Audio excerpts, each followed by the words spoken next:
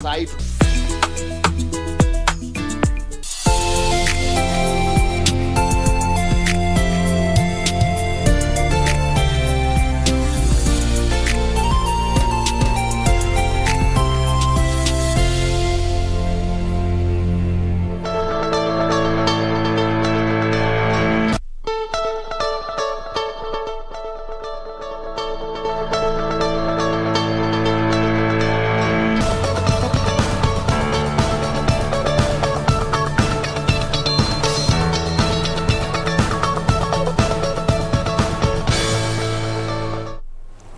Good morning. Thank you for making time. You're watching Good Morning Kenya right here on KBC Channel 1, and I'm Regina Manyara. Being the 1st of August, so to speak, we just have under 7 days, because we're already into the day. 7 days to the August 9th polls. Are you ready to vote?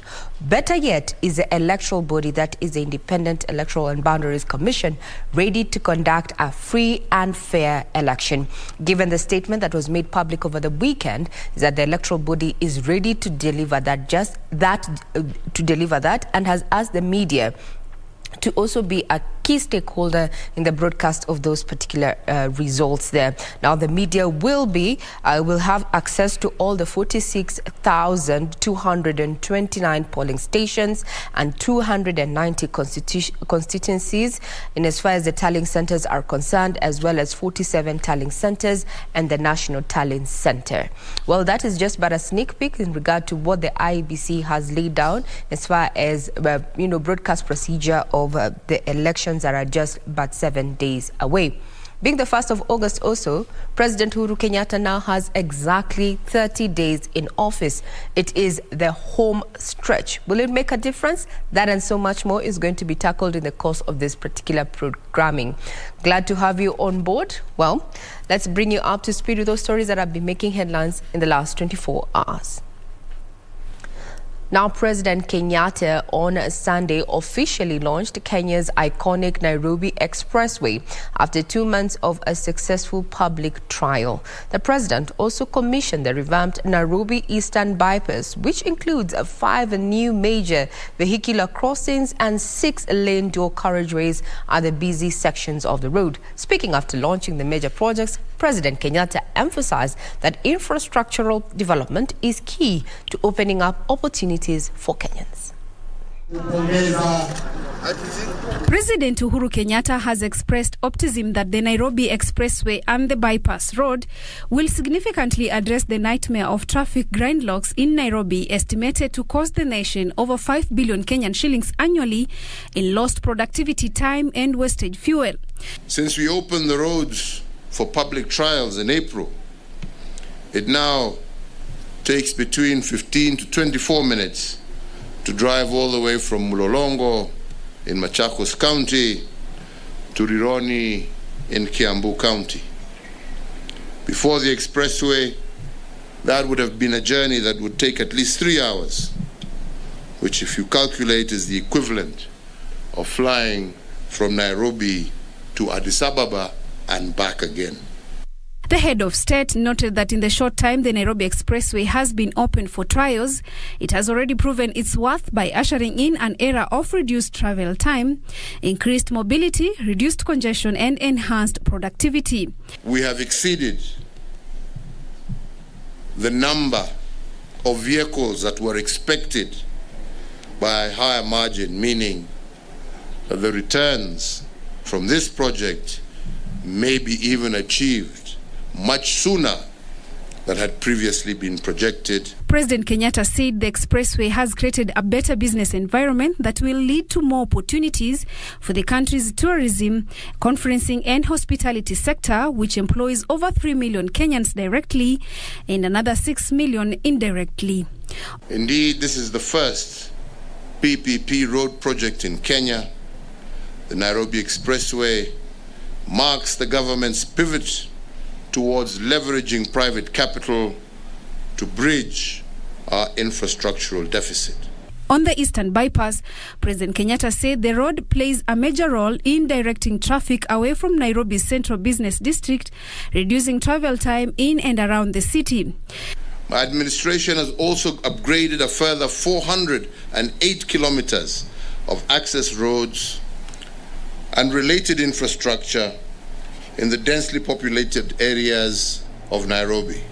So for the first time, in places like Mukuru, Kibera, Mathare, you do now have tarmac roads, making it easier for all citizens to be able to meet their travel requirements. Chinese ambassador to Kenya, Zhong Pingjing, said China and Kenya share profound friendship under the strategic guidance and personal attention of President Kenyatta and President Xi Jinping. The Nairobi Expressway has not only contributed to alleviating traffic congestion in Nairobi, but also given this beautiful city under the sun a big boost as a regional hub. President Kenyatta retaliated that notable infrastructural development was achieved because of the peace and security that the country enjoys. The completion of the 27 kilometers Nairobi Expressway road is not only expected to elevate commuting experience, but also spur growth and development in the country for years to come. While that was happening, politics also played a hand in yesterday's event where President Uhuru Kenyatta challenged the deputy president and his allies to stop crying foul when they called out for their lies. Now, in a rejoinder by claims made by William Ruto and his running mate Rigathi Gachagua that their lives were in danger, the head of state said it is within his rights as a Kenyan to support his preferred candidate. The president and his deputy have been on different political paths for the better part of the second term in office. The gloves too have been off, at least in recent months. But it is the latest lamentations by William Ruto and Rigathi Gachagua that their lives are in danger that has triggered a direct response from the president. Umenitusi karibu miaka 3, kuna mtu amewaguza. Hiyo miaka 3 nimekuwa kwa kiti. Sindilikuwa na uwezo. Sasa wakati naenda kupatiana serikali na sina uwezo ndio niko na time ya kukutafuta. The president has in recent months challenged William Ruto and his political allies to stop with the insults and disinformation in their efforts to win support. Piga story yako, uza sera zako, wachana na mimi. Mimi nafanya kazi yangu, nimalize. Nyinyi muende muombe kura. Wananchi wakiwapatia sawa, wakiwanyima, twende nyumbani pamoja. Shida iko wapi? The president has been accused by his deputy of shielding Raila Odinga from the political onslaught, with Ruto alleging that the president's political shadow has made it difficult to take Odinga to task on issues pertaining to the next month's poll. Kuna haja ya matusi jameni. Kila mtu, including myself, ako na uhuru wa kupigia debe yoyote ambaye anataka. While still on the campaign trail, with just 7 days to go to the August 9th polls, the Azimio La Umoja One Kenya Coalition Party has taken its presidential campaign to parts of the North Rift region, urging voters in Nandi and Uasin Gishu counties to rise above tribal politics and vote for Raila Odinga ahead of the August polls. Raila and his running mate Martha Karua on Sunday challenged their competitors to stop whipping emotions and instead sell their agenda on why they should be trusted with the country's leadership.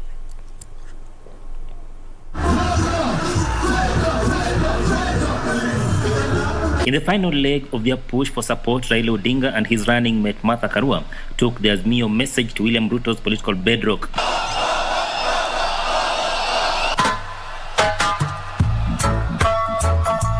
The duo addressed crowds in Nandi and Uasin Gishu counties, urging voters to look beyond tribal differences and buy into the Azimio manifesto.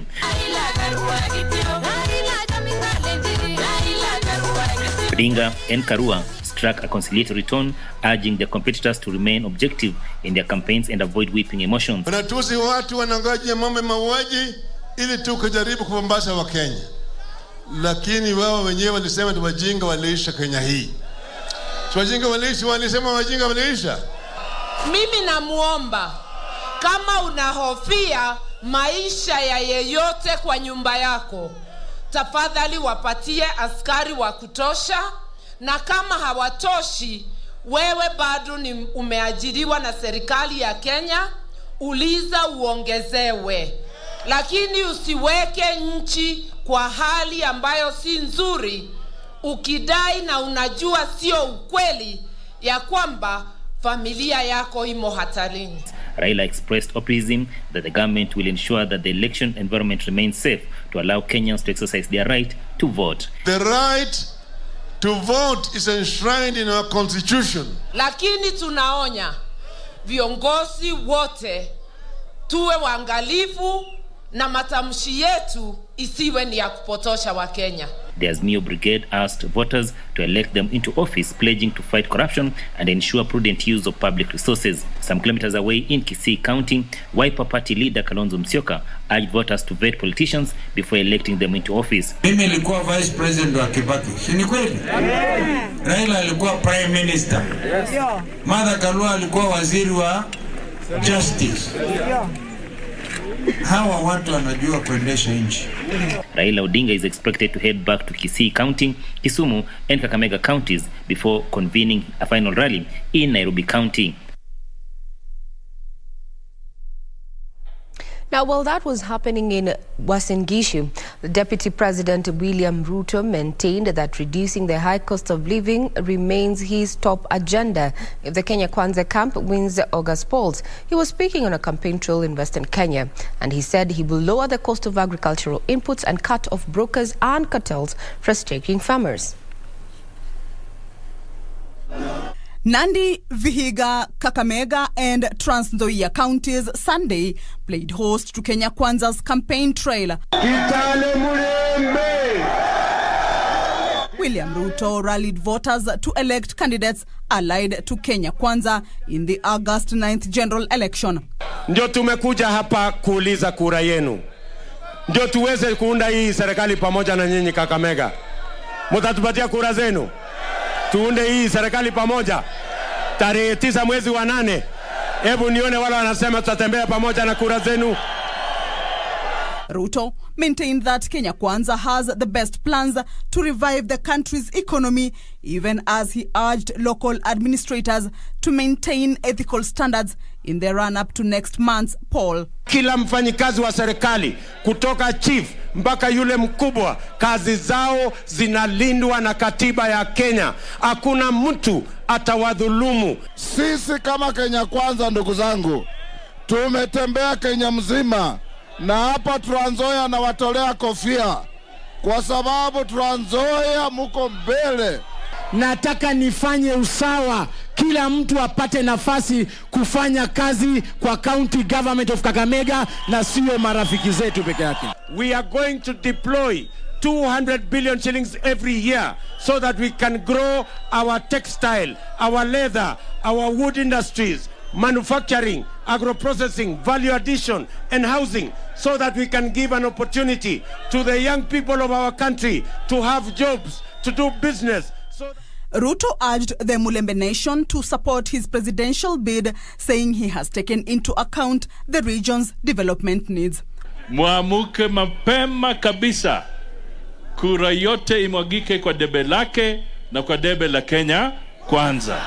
Kweli nimeamini, Kakamega nimeamini, kwamba nyinyi ni watu wanoma sana. Mimi kwanza nataka. Still on matters politics, the National Council of Churches of Kenya has called on Kenya's top leadership not to plunge the country into a repeat of the 2007-2008 post-election violence for their own personal interests. Speaking at the East African Church of God, Bikeke in Trans Nzoia County, North Rift National Council of Churches of Kenya leadership, led by Rasto Angatia, said the council is concerned about the heightened political temperature ahead of the polls. With only 9 days left to the August 9 polls, the National Council of Churches of Kenya want leaders to tone down on political rhetoric and instead extend the message of peace. Kenya inawategemea na hatutaki wao waanzishe mchakato wa kuleta vita hapa Kenya.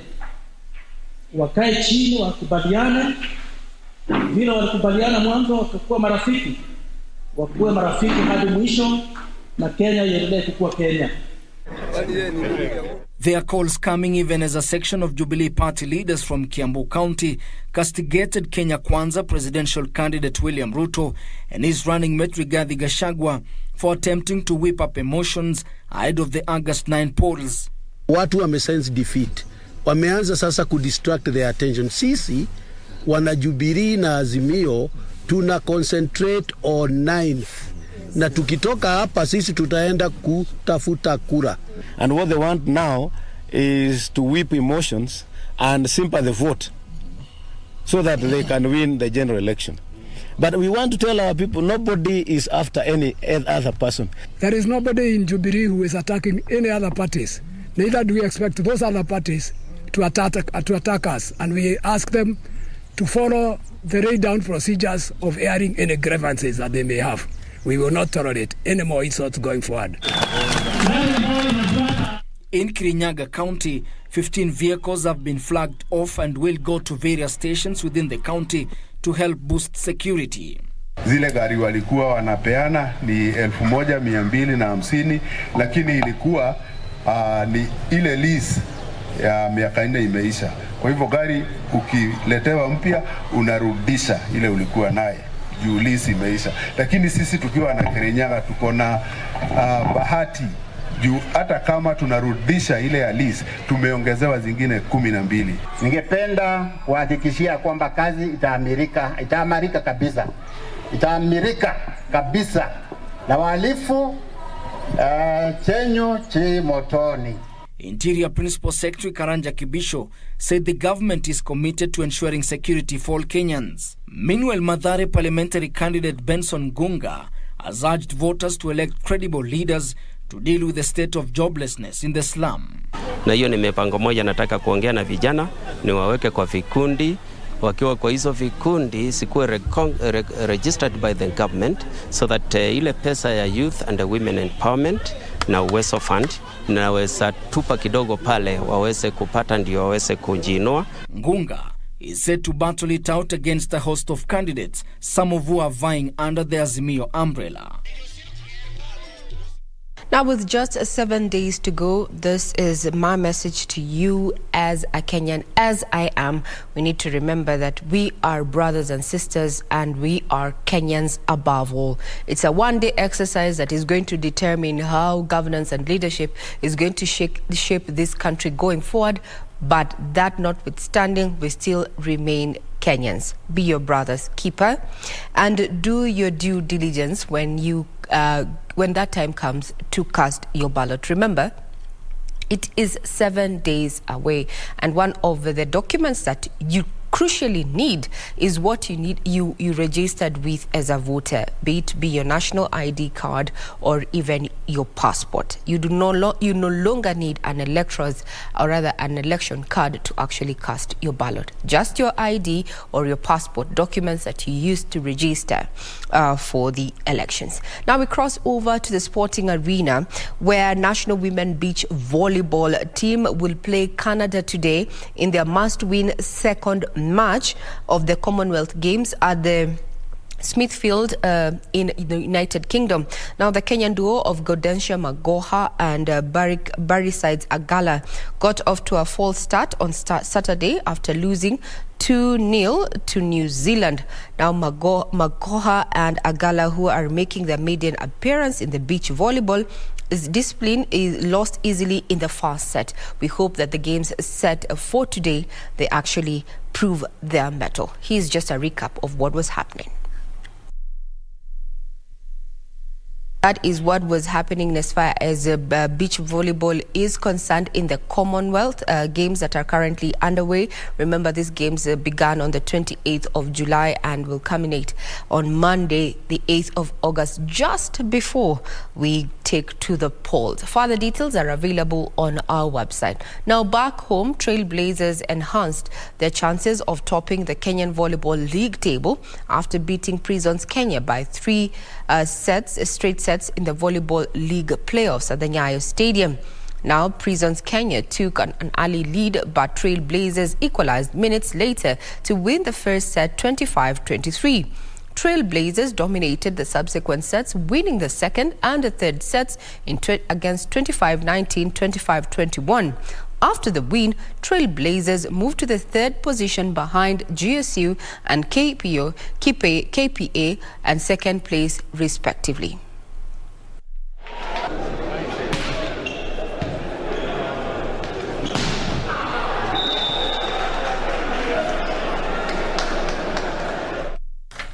That's just but a sneak peek of what was happening yesterday in the sporting arena. You can get further detail of the matches that were played over the weekend on our website, www.kbc.co.ke.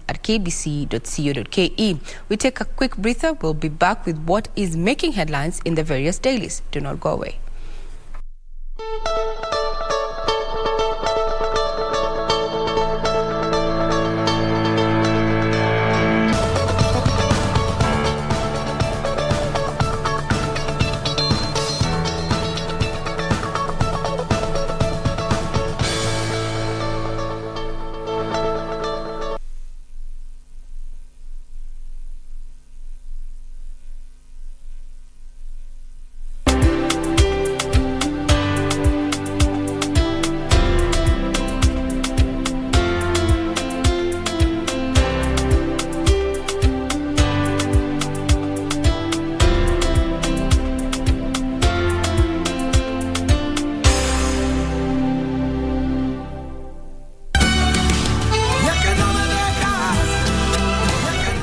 Happen to have a sister and you don't even do the least that you can to patch things up with her.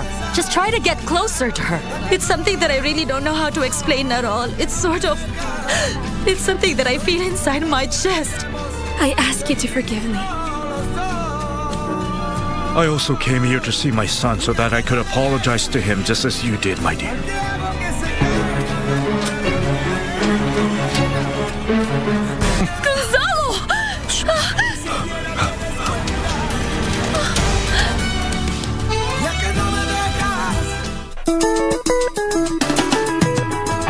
He has been widely described as the enigma in Kenyan politics. For 50 years, Kenyans have wandered in the wilderness. His critics are as eloquent as his supporters are in their praise. When it was in the interest of the country that it was important for him to work with KANU for the benefit of the country, he did that. As a seasoned politician, his stab at the presidency has been a case of so near, yet so far. They now have an opportunity through these elections. But who is this man? Raila Odinga, through the eyes of the Kenyan youth.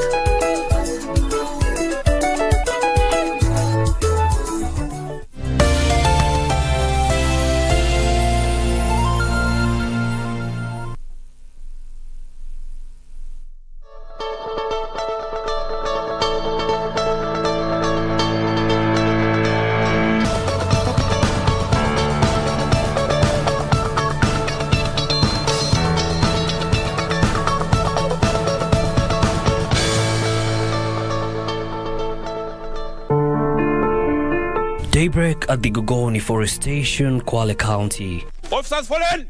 To Damari! Corporal Livingston Kitawi summons his rangers to the parade for the day's brief. Today we'll be going to the mangrove areas. After the instructions are communicated on the day's assignment, it is time to depart from the station. Our destination of the Shirazi Creek. This creek is home to a vast cover of mangroves, and it is the task of these rangers to ensure that no intruder comes in here to destroy the ecosystem. Tukifika kwa area patrol kama hii, tunaanza kuangalia the possible destruction in that area. Kwale County has a mangrove coverage that cuts across 8,500 hectares, translating to 14% coverage. Whenever the need for reinforcement arises during the patrols, Corporal Manajuma Muhammad and the rest of the team at the Kwale Forest Station come in to lend a helping hand. Community kwa sababu wao ndo wanaishi karibu na misitu, wanatusaidia, wanatupa information, jambo la kwanza. Kwa sababu sisi tukiwa pale station hatuwezi jua nani sana anaingia msituni kuharibu. Day 2, and we visit the Rangers counterparts based in Mombasa County. This county boasts of 3,800 hectares of gazetted mangrove forests. The forests are distributed mostly along Tudor, Portraits and Dropper creeks. Under the stewardship of Corporal Molim Makutanga, we set sail at the Tudor Creek. The service's modern boats move with precision, and the rangers on board are focused, eye on the lookout for any anomalies. Kenya Forest Service has endeavoured to restore previously encroached mangroves, which provide biodiversity hotspots and at the same time protect the shoreline from storm surges, hence the need to ensure they remain intact. The task at hand isn't, however, easy, and Mombasa County Forest Conservator Jennifer Nasombi tells me keeping the enemy away requires the service to be one step ahead. Wengine hata wanaweka changardens, wanaburu changapo, wengine ni mbao ya kutengeneza hizi boats ya wakitumia kufanya fishing. Some of them, if you are not careful, they are armed. Wakati anapambana na sisi, urefu wake mkubwa inakuwa ni kujitupa kwa maji.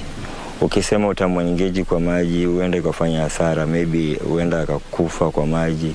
Corporal Mulimu Mwakutanga recalls a day when one of the patrol boats had a malfunction and was submerged. Hakuna casualty alipatikana kwa boat, na tukajaribu venye tuweza kuhold position ya kila mtu, tukageuza chombo yetu, tukaita usaidizi from other agencies, na tukaweza kuokoleka, tukatoka salama.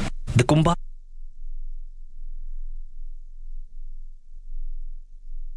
restored in the 2021-2022 financial year. For the Rangers, their passion drives them each day to keep pushing, and with the danger that comes with the nature of their work, the Rangers hope that their tools of trade and manpower can be upgraded. You can imagine you're patrolling in an area whereby ndovu ziko, nyoka wako, nyati wako, tena kuna milima. Lady officers, sometimes we are deployed in very remote areas, whereby to get our sanitary pads is a challenge. Chief Conservator of Forest Julius Kamau says the service is dedicated to improving the livelihoods of the rangers and thanked them for their selfless sacrifices that put them at risk of paying the ultimate price in the line of duty. The service will explore and strive to engage our stakeholders in the conservation sector to partner in supporting and appreciating our rangers on a day such as this. Nikiamka asubuhi na nisitoke kuja kupatrol, naona ni kama siku yangu kuna kitu imemiss. Tuzidi kujituma, tulinde misitu yetu kwa sababu Kenya inategemea misitu kwa kila kitu. Kenya Forest Service Rangers go out each day with one mandate: the protection and conservation of Kenya's natural forest resources, including the mangroves. As we commemorate the World Rangers Day, the Rangers here are calling on individuals to exercise their personal responsibility in complementing their efforts. Yusufar reporting for KBC Channel 1 from the Tudor Creek in the county of Mombasa.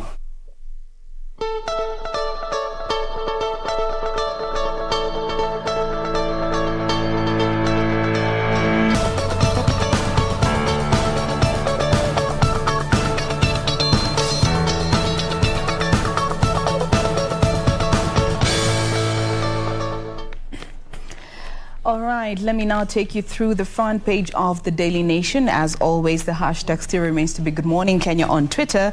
And looking at the Daily Nation, not many stories have found their way here on the front page. We start off with, of course, the story that almost everybody has gotten wind of. This is in regards to the launching, the official launching of the Nairobi Expressway by His Excellency President Uhuru Kenyatta, where he went on to give some more information in regards to the construction of the expressway.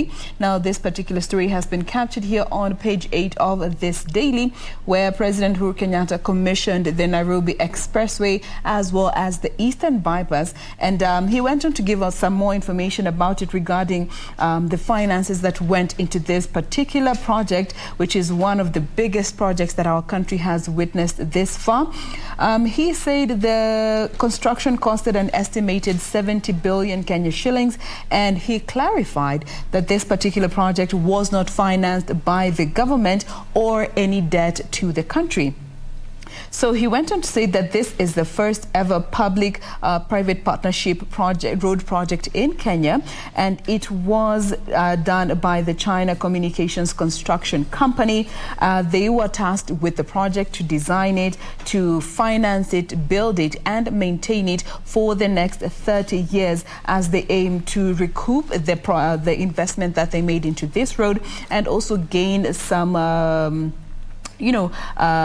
profit from this particular investment. And from there, after 30 years, they will initiate the transition of ownership of this particular project to the government that will be in power in that time. But as it stands, they will be recouping their investment through the toll collections that will be charged to motorists at this particular toll points. And they're also tasked with revamping parts of Mombasa Road, Uhuru Highway, and Wayaki Way, and any other road.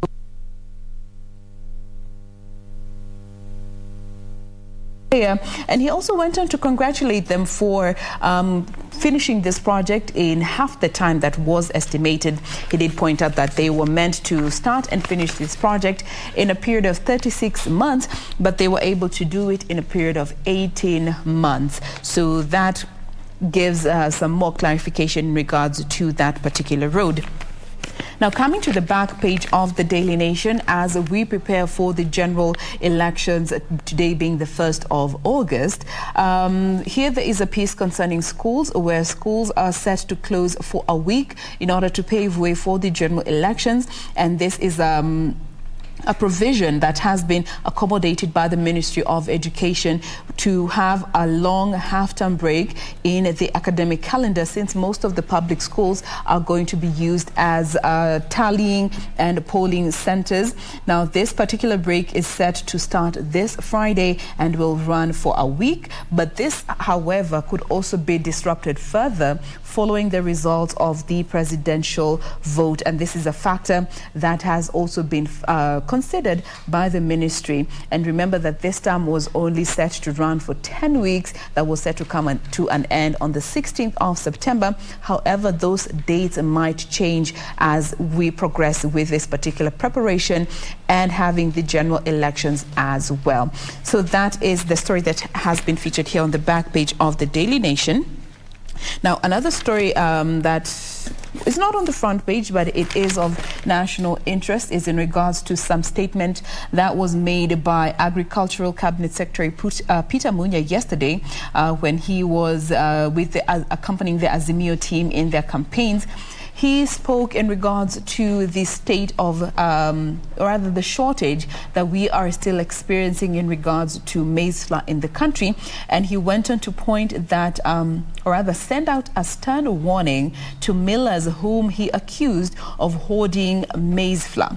So yesterday he said that the government has known that there are some millers that have decided to hide this product following the subsidy that was made.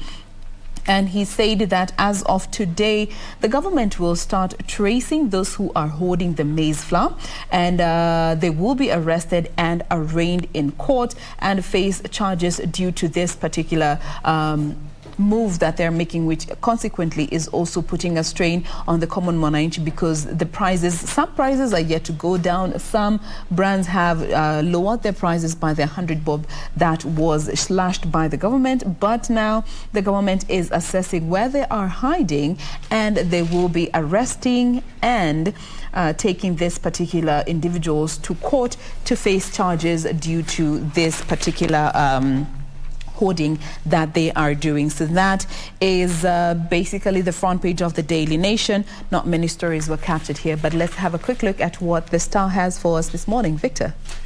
All right, so on the front page of the Star newspaper, Raila and Ruto race in the dead heat, according to the poll.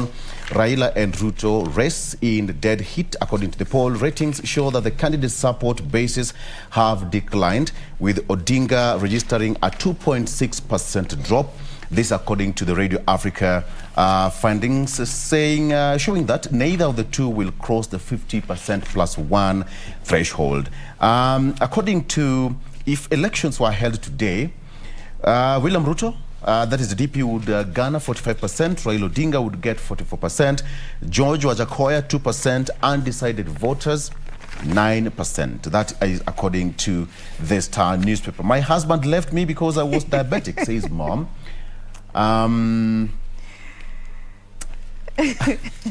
You know the way you started that statement, Victor. Yeah? We judge you not. Okay. Big day for electoral agency in final election preparation week. That is with only 7 days to go. IBC has got a lot to tackle. That is 1 week to the election, and they say that the last batch of the ballot papers will arrive in the country on Wednesday. Let me give you that story here. The agency says that last batch of ballot papers will arrive on August 3rd. That is on Wednesday. The poll agency expects the last batch of all materials to be used in the election to arrive on Wednesday. And training of presiding officers and their deputies started on Sunday across the country and is set to continue until Wednesday, when that of the polling clerks is set to begin. Now, the agency says that it has recruited up to 300,000 temporary election officials in readiness for the election. The commission has already started the distribution of Kenya Integrated Election Management System, that is KIMS systems, kits that will identify voters and transmit results. So it's a busy week for the electoral agency. Raila dismisses eviction claims of Azimio supporters in Eldoret, says that unnamed people have threatened to unspecified action to those supporting coalition. They were pitching camp yesterday in Gishu County yesterday, while DP Ruto was in western side of Kenya. So according to the poll, UDA presidential candidate William Ruto is in the statistical tie with Azimio leader Raila Odinga, and according to the poll shows that deputy president is leading the race with 45%, Raila Odinga coming in second with 44%, as the race for the presidency gets down to the wire. This suggests that if elections were held today, neither of the two presidential frontrunners would win in the first round on August 9th. So that is according to the poll there. Ruto alleges plot to disrupt polls by use of chiefs and assistants.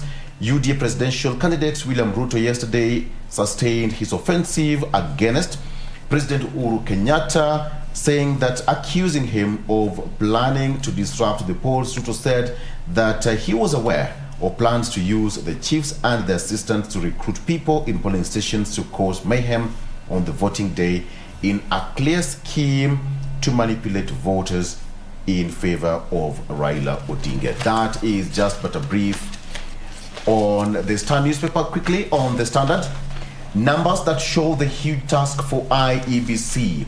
Numbers that show the huge task for IEBC with 7 days to elections. The Independent Electoral and Boundaries Commission has the critical duty to deliver a credible poll.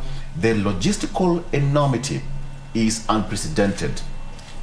We have numbers there, which is quite illustrated there for you. You can take a look. Uhuru to DP, I've had power, but didn't harm you despite your insults. The president was actually just responding to the DP's attack and claims that his life and that of his family was in danger. Azimio dangles agriculture reforms in Rift Valley tour. Leaders from the region said that they are working on situations to make sure that the agricultural activity in that particular area is restored. Ruto sells 30% share to Western with 95% of the votes. He says that he's ready to win the polls. So that is what's on this front page of the Standard. Very quickly, yes, says that, let me just give you this. There's a story that was quite interesting here. Now, where the polling stations are, Nairobi is mother of them all. So according to the polling stations, according to the regions, we have got Rift Valley 12,000, Eastern 7,000, Nyanza 6,000, Central 5,000, Western 4,000, Coast 3,000, Nairobi 3,000, Northeastern 1,000, prisons 106, and diaspora 207. And of course, that is just but a flat figure. We have got some hundreds of other polling stations there. IEBC's delicate balancing act of vital logistics in polling stations. Commissions will require 46,233 presiding officers and an equivalent number of deputies. 40,770 vehicles are needed to transport election materials and equipment to constituencies. Now that just tells you how election is quite expensive. No wonder IEBC wanted more than 40 billion shillings to conduct this kind of election. We talk about 40,000 vehicles across the country, so you can imagine. And mind you, they also wanted to factor in the possibility of a rerun of the general elections should none of the candidates actually attain the 50+1 that is required. And just before you move on to your next story, just to top up on that particular story concerning IEBC, yesterday the Electoral Commission did say they are ready for the elections come the 9th, and this followed the launching of the National Elections Call Center and the National Elections Media Center. The two are, you know, like sort of the physical manifestation that IEBC has to show the public in regards to their preparation and their readiness to conduct the general elections. They said that these two centers are a sign that it is all systems go, and they will be manned with over 150 call assistants that will serve also as an early warning crew to allow the commission to maintain surveillance, monitor compliance, and identify threats and deliver timely solutions to any threat that may present itself. So this also goes ahead to just reassure the public that IEBC is ready to conduct the elections. Victor. So did you know that Nairobi has 2.4 million registered voters, electors, and 3,643 polling stations? Lamu has 81,453 voters and has 191 polling stations. So Nairobi remains to be one of the highly contested regions in the country. IEBC asks media to be accurate, fair in election coverage. We have been given some hot slap from different quarters that you know, one way or another that the media is bad, but at the end of the day, it's about balancing the coverage. So yes, we got the memo. I had power but didn't harm you despite insults. Uhuru tells Ruto. President tells his deputy to stop lying to Kenyans that he wants to kill him. Uhuru says that he has a right to support whoever he wants for the presidency. He was speaking yesterday when he commissioned the landmark road projects. President Kenyatta said that he had remained silent as Ruto and Gachagua insulted him for 3 years. Uhuru said that he had the right to support whoever he wanted for the presidency, adding that his issue with the United Democratic Alliance pair was their lies. So that was according to the president. Now, the president commissioned road yesterday. The 27.8 kilometer Nairobi Eastern Bypass Road was expanded from a single to two-lane road to a dual four-lane carriageway. Contractor will revamp parts of Mombasa Road and Uhuru Highway and Wayaki Way at no additional cost to taxpayers. And Jane, initially there were some questions which are raised by citizens that the same contractor who, quote-unquote, destroyed the road was now being given another fund to repair the same road. But now it's clear that it will be done at no additional cost. Yeah. Some good way to go. All right. Finally, on this bit, your leaders have failed you. Raila tells Rift Valley. He was yesterday in the North Rift. Azimio leaders accused Ruto and his team of heightening tension ahead of polls. They said that being the country's breadbasket, the region needs an agricultural revolution. Raila said that the country's agricultural sector has been affected by corruption, which he claimed is being masterminded by leaders close to his political competitor, Deputy President William Ruto. Today, Raila heads to Kisii County for his charm offensive. Jen. On the Daily Nation, Wiper accuses Sonko of being a traitor for joining Kenya Kwanza.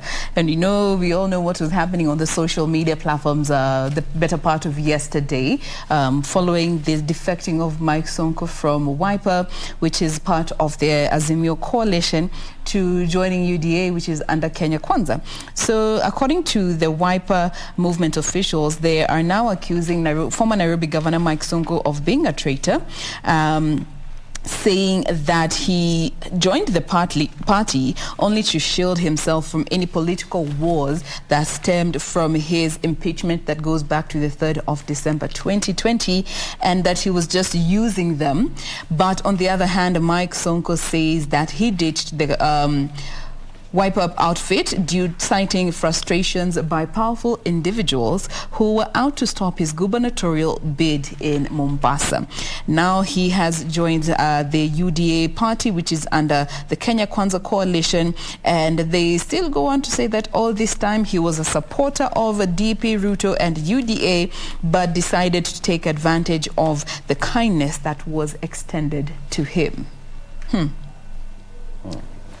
Interesting to see how this will play out and whether it will have an impact in maybe the numbers even that he might pull to this particular outfit, because at the end of the day, politics and numbers go hand in hand. Victor.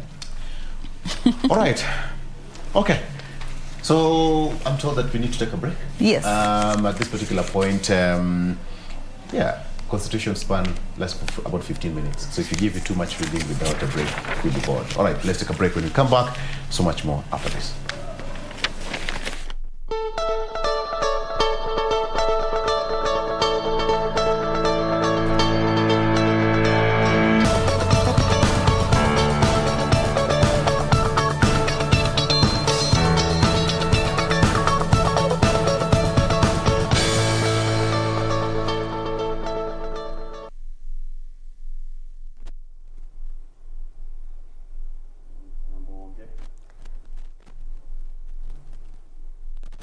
Exactly 24 minutes past 7 a.m. Time for us to quickly look at how the roads are looking like. And again, if you can remember that also yesterday, and this story has also made its way on the different dailies that have been sampled there, the president was around the areas of the Eastern Bypass, and this was when he was commissioning the Eastern Bypass road. That's the 27 kilometers road there that links to areas of Mombasa Road coming to the city center, as well as sections of Thika Superhighway. In fact, through that section cuts across areas of Utawala if you're coming to CBD via Mombasa Road, and areas of Kasarani Thika Road if you're coming to the city center. And he also categorically said that this was just to ease traffic flow, and at the same time he also officially commissioned the expressway. Remember, the 2 months in which this road was in use was just basically a test run and a test drive to see how this road was going to be looking like when it comes to its full use. And so far, 3 accidents have already occurred there. One of the complaints that also came to the fore is the fact that there's no exit as you come to the city center, unless you use Capital Center, which again you'll still enjoy into Mombasa Road, or ultimately come all the way to Museum Hill and joining to Waiyaki. So this is some of the things that the state was trying to look into even as this test run was being conducted in these 2 months. So this is also largely what informs what you're going to be looking at today in terms of traffic, looking at areas of the Eastern Bypass as well as sections of Mombasa Road. And so we'll begin from the Imara Daima place as you come to the city center. Remember that this is also one of those areas that cuts through Mombasa Road as you come to the city center, perhaps just beginning from the Cabanas area. This is as you leave areas of the expressway, again still coming through the same route that is Mombasa Road as you head over to the CBD. This is how the area is looking like. One of those busy places, the areas around Cabanas, simply because it is a bus terminus around this area. There's a footbridge, so clearly a lot of activities oftentimes take place around this area, and this is also what informs the heavy kind of traffic in this early morning hour as well as evening rush hour. But right now it doesn't really look bad at all, because what I'm spotting this morning is just green all through around this area.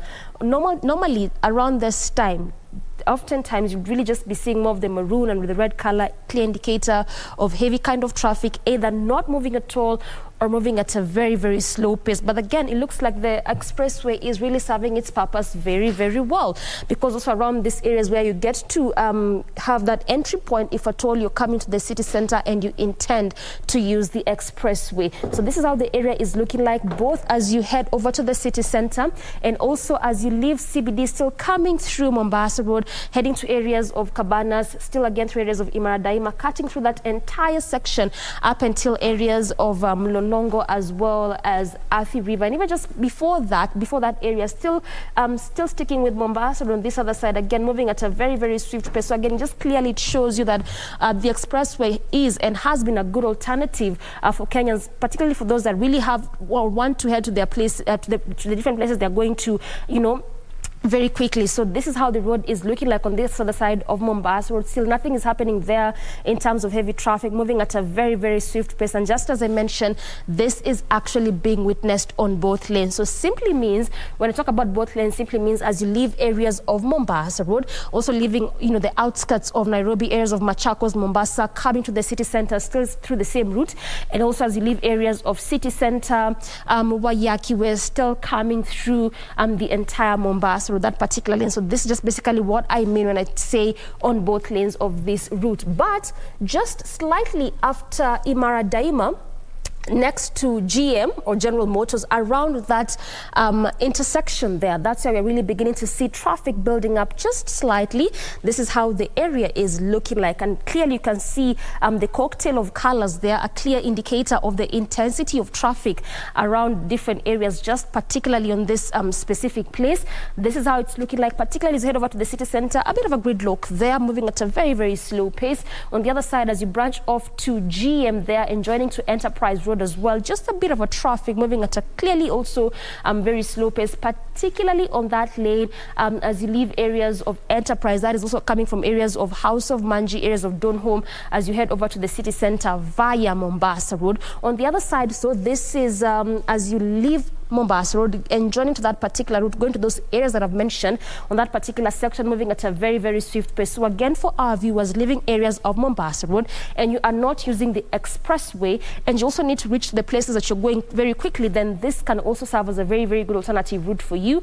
That is Enterprise Road on that side, as you enjoy into areas of House of Manji, as I mentioned, cutting through sections of Donholm and joining to Jogoo Road if at all you're coming to the city center, or still alternatively still stick with Enterprise Road and head over all the way to Lusaka Road, where you get to branch off is around the areas just before you get to Uhuru Highway. That could also be another of your alternative route, but sticking through with Mombasa Road, away from that area, still moving at a very, very swift pace. So just where there's a bit of traffic along this route, at least for now, a minute to 7:30 a.m. is around the GM, but still again manageable kind of traffic. Away from that area, still coming through the entire section of Mombasa Road before you get to Capital Center, still not bad at all. I mean, this is really quite interesting. I mean, oftentimes along Mombasa Road around this time, this is not how you'd really be expecting the road to be looking like, particularly on these areas that I'm talking about, areas of Cabanas, GM, Capital Center. Most times these are, those busy areas, but that really is not, quite the experience there. Still on the area around Capital Center, a bit of a traffic, much as the heavy kind of traffic there, particularly on that lane that is heading over to the city center, but still is just around that area of Capital Center just before you leave that place. This actually continues. In fact, it's a very, very small stretch, but largely throughout also this entire stretch, moving at a very, very swift pace. And also the same is being witnessed on the other side of the road, better still on the other lane. So this is also the area I was talking about earlier. This is Lusaka Road. Look at that. As I mentioned, if you're coming to the city center and also you do not want to do that heavy gridlock around areas of Capital Centers, clearly also Enterprise Road could be alternative route where you get to branch off is around this area. That is Lusaka Road as you head over to areas of Uhuru Highway. So that's how it is looking like this morning in terms of traffic around sections of Mombasa Road. Remember that we kept saying oftentimes that this would obviously remain a key route and road of focus up until we see the construction complete and open up to the public. And we witnessed that yesterday after that was commissioned officially by the president. So we clearly just be tracking to see how the road is going to be in use and whether or not the state is going to take note of some of those challenges that had been experienced in the 2 months in which it was still being tested by Kenyans there. But that's how it is looking like at exactly 7:30 a.m.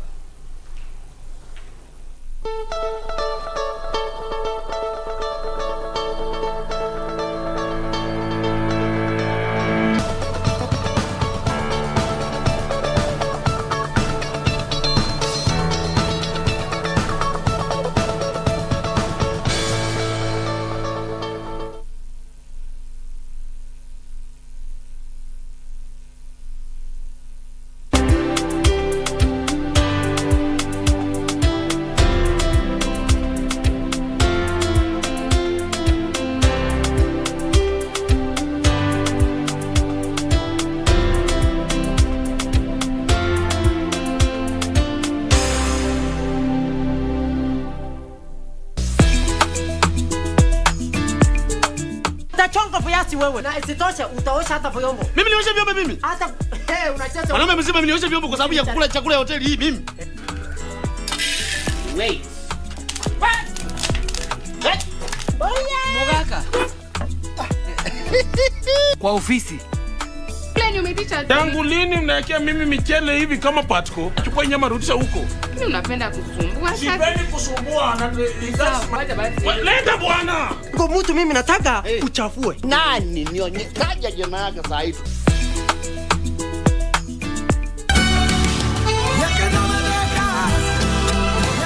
You happen to have a sister and you don't even do the least that you can to patch things up with her. Just try to get closer to her. It's something that I really don't know how to explain at all. It's something that I feel inside my chest. I ask you to forgive me. I also came here to see my son so that I could apologize to him just as you did, my dear.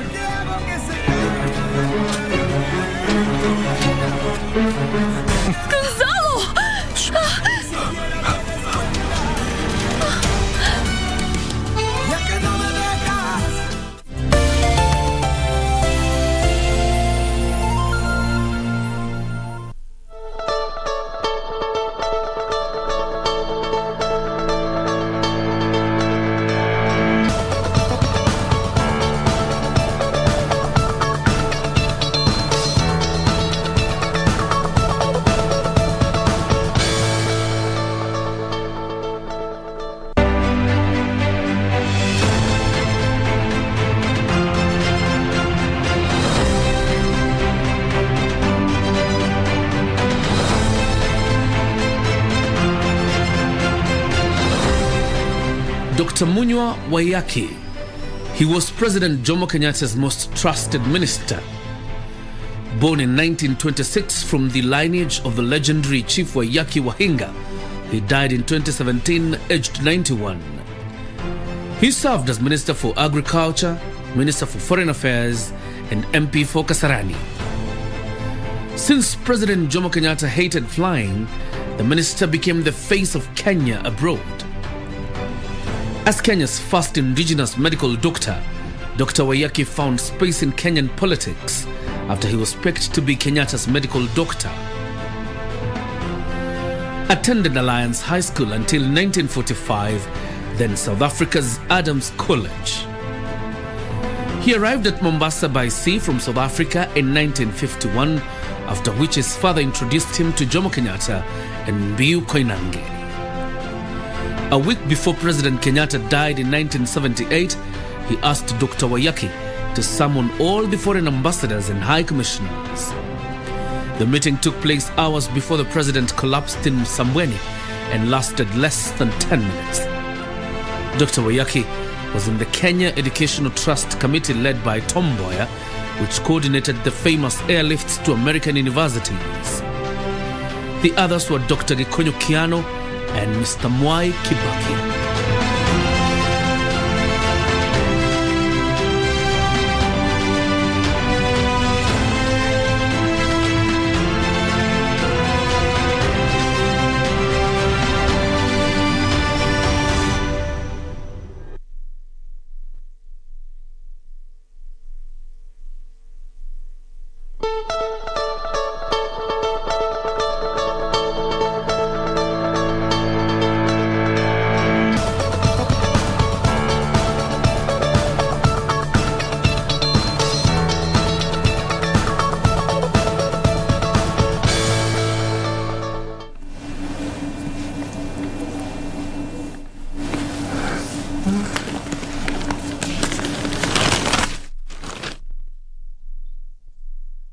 All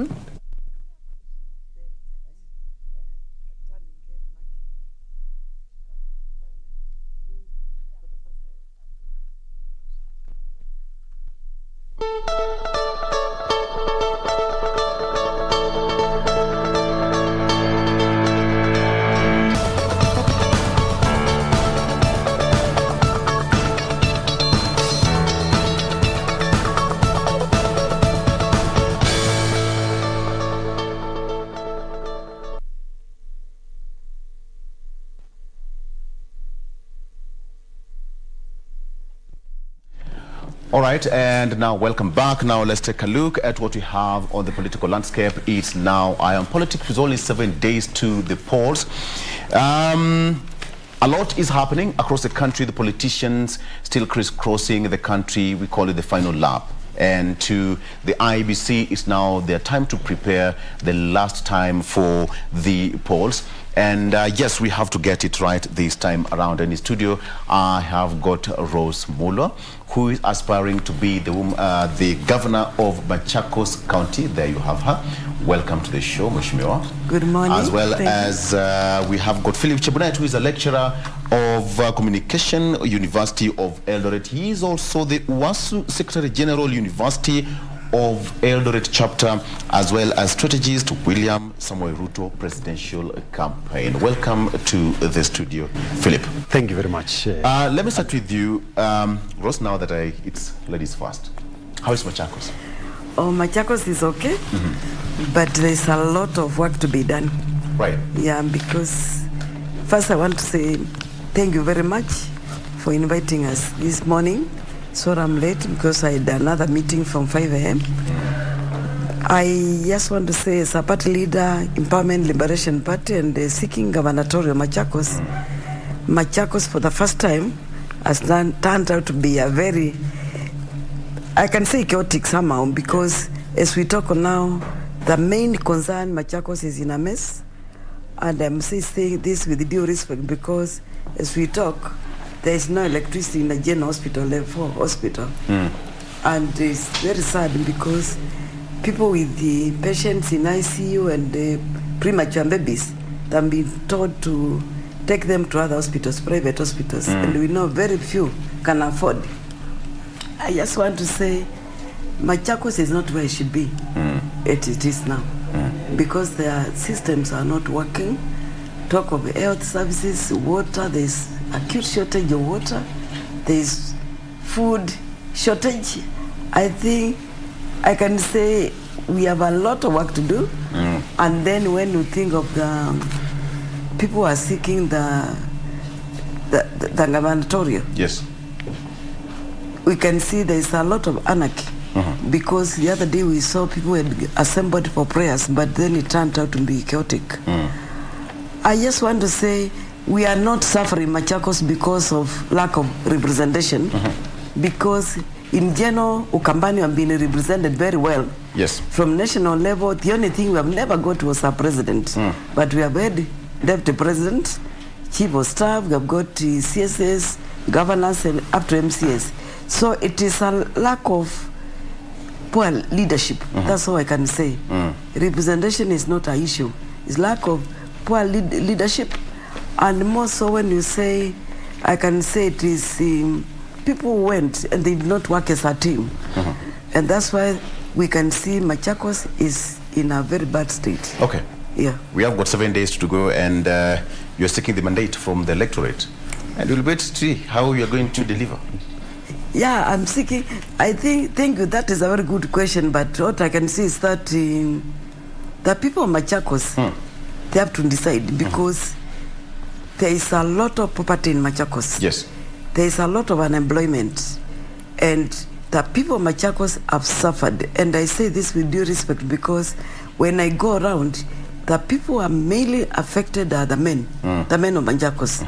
You start your campaign from Monday to Friday, 8 a.m. to 6 p.m. That is the timelines of the IBC. And all that time, you will find the men in the streets. They're in the streets, they become like supporters of buildings, and there are so many. And when I went there, I was saying that I was going to create jobs for the youth. But it's not the case, because even the adults, they have no jobs. Yes. The poverty level in Machakos is that high, and I can say categorically there is no middle class in Machakos. Okay. It's the very poor and the rich. So you have got a huge task ahead of you. And Philip, when you hear and you see Mheshimiwa Mulo here, women have completely dived into that into the politics, and they're seeking, heavy positions, like she's running for a gubernatorial seat in Machakos County. This shows something great, even as we head to the election, right? Thank you very much for having me this morning. I would like to laud my sister here. I think the women have come up, and for us to get the two-thirds gender and to achieve that two-thirds gender rule, I think we need such ladies like my sister here in Machakos and also in the whole country. And I see if women come out, I believe they are going to give men a run for their money, because we have lived in a male-dominated society for a very long time, and we want to see now women coming out. We don't want women to be sympathized, but we want women to fight. And the fighting spirit that I see in women now, I believe in the next government, yes, there will be quite a number of women. You can see what's happening in Rwanda. You can see women are more than men in parliament. So I think we are going to achieve that. But even Kenya as a country, I think we're still struggling with that. I think the culture in Kenya is a very bad one, because you'll find even the senators that were elected in the last Senate, there were only, I think, 3. But most of them are nominated. So this issue of dishing positions to women, I think, should come to an end. Women should fight. You can now even see that the boy child has been neglected, because most efforts have been concentrated on the girl child. And the girl child has come very well. And you'll find now affirmative action for the boys. Are you trying to confirm what she said? Because she said that men in Machakos are suffering more. In fact, why so, Madam Ross? In fact, I want to say this I respect the men who have been there in front of me, my brothers. Yes. But what I want to say now, like in Machakos, I'm saying men first and ladies second, because it has come a time now, if you go around Machakos, the women they seem to be well kept. They are looking healthy and that kind of thing. But the men of Machakos, in fact, when I'm elected as a governor of Machakos, I'll give a priority to the men, because they are suffering. Because the men, the brothers who have been there before, they never thought. I don't know whether they never thought or they never went around and assessed the ground. The men are suffering, and you can't imagine. I was called in one of the sub-counties to go and pray for the men, because they are burying 5 every month because of depression. They are taking this thing called munguka and that traditional blue, and they are tipsy from morning until evening. So they are so depressed they commit suicide. And I'm not talking about people who are not educated. Yes. 2 weeks ago, I attended one burial of an engineer who committed suicide, and he left a note. Then the other day, it was another young person. So they are committing suicide. They are so depressed. I think a time has come now that we don't just go by the books, but we become practical and know that our sons, our brothers, our fathers are suffering. I think that's a situation that needs a serious intervention, not a political intervention. It's not. Right. Yeah. Because depression is real. Okay. Let me just talk about the issue of an election, 7 days to go. What should you expect, starting with you, Rose? What should you expect now that everything is now coming to an end? I think what I expect is that people to make the right decisions when they're electing. If they are suffered enough, if they are seen leadership like Machakos, who have had men. Yes. So I don't see why it is big deal or breaking news when I'm seeking as a woman. And I'm not seeking leadership in Machakos as a female governor.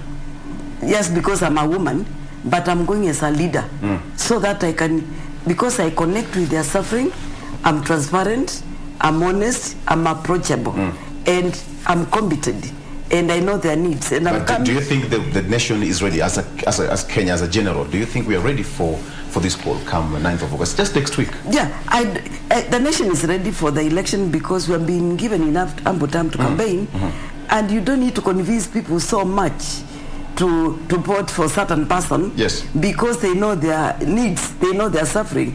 Because if food is set on the table, I don't need to convince anybody that eat this food. If you really know you're hungry, or if there is water and you are thirsty, you'll take the water. You don't need to convince people, because as aspirants, we have gone round. I've stepped in every corner of Machakos County, and they know me, so it's up there. It's up to them. Yes. And I think it happens to all of us who are seeking political opposition. People have gone round. They know us now. The nation is ready. But the thing is, there is one thing I'm now calling it political conmanship. Because you go around, you find your aspirants have been bought by your competitor. Not aspirants, sorry. Yes, agents, right. And even supporters. And you wonder what is the... I don't know. I don't know. You can't blame your competitor, and you can't blame the aspirant. It is Kenyans. We have to wake up, and if you feel you are suffering, if the shoe is pinching you, get a better shoe, a shoe which is fitting, instead of just going and it's because of money. They are given 50. They will go around asking you for 50 shillings. You wonder what will it do for 5 years. I give you 50 shillings, and you want to use that 50 shillings to put somebody in office who you know cannot deliver for you. It is a shame, but I know also IEBC is ready because they are competent. Yeah, because they're saying that the last batch of the presidential on all the electoral materials will arrive in the country on Wednesday, according to the papers, and the training of polling clerks and agents will also continue. But then she's raised a very pertinent issue of electoral disruptions. When you hear certain candidates colluding with other agents from other parties to disrupt an election, this one points a very tricky situation come August 9th, because you'd see a situation of many people heading to the court to appeal an outcome of an election. Philip? I think going by what we are seeing even in the papers, you hear words like close to call, neck to neck. So you'll find that this is the most competitive election ever, I think, in the history of Kenya. Yes. From the MCS even up to the presidency. I think first of all we need to assure Kenyans, like the IBC. I think the IBC have been having meetings, and you have heard that the ballot papers are arriving on Wednesday, the last batch. Yes. I think IBC is ready, according to us as Kenya Kwanza. Everything is ready, and I think our representatives have been going, and all parties have been going to meet with the IBC. We would like to just say that the issues like the Venezuelans, I don't know where they have disappeared, because still being tackled by the police, and we don't need to get into that. We need to avoid side shows like those ones, even as we head to the election.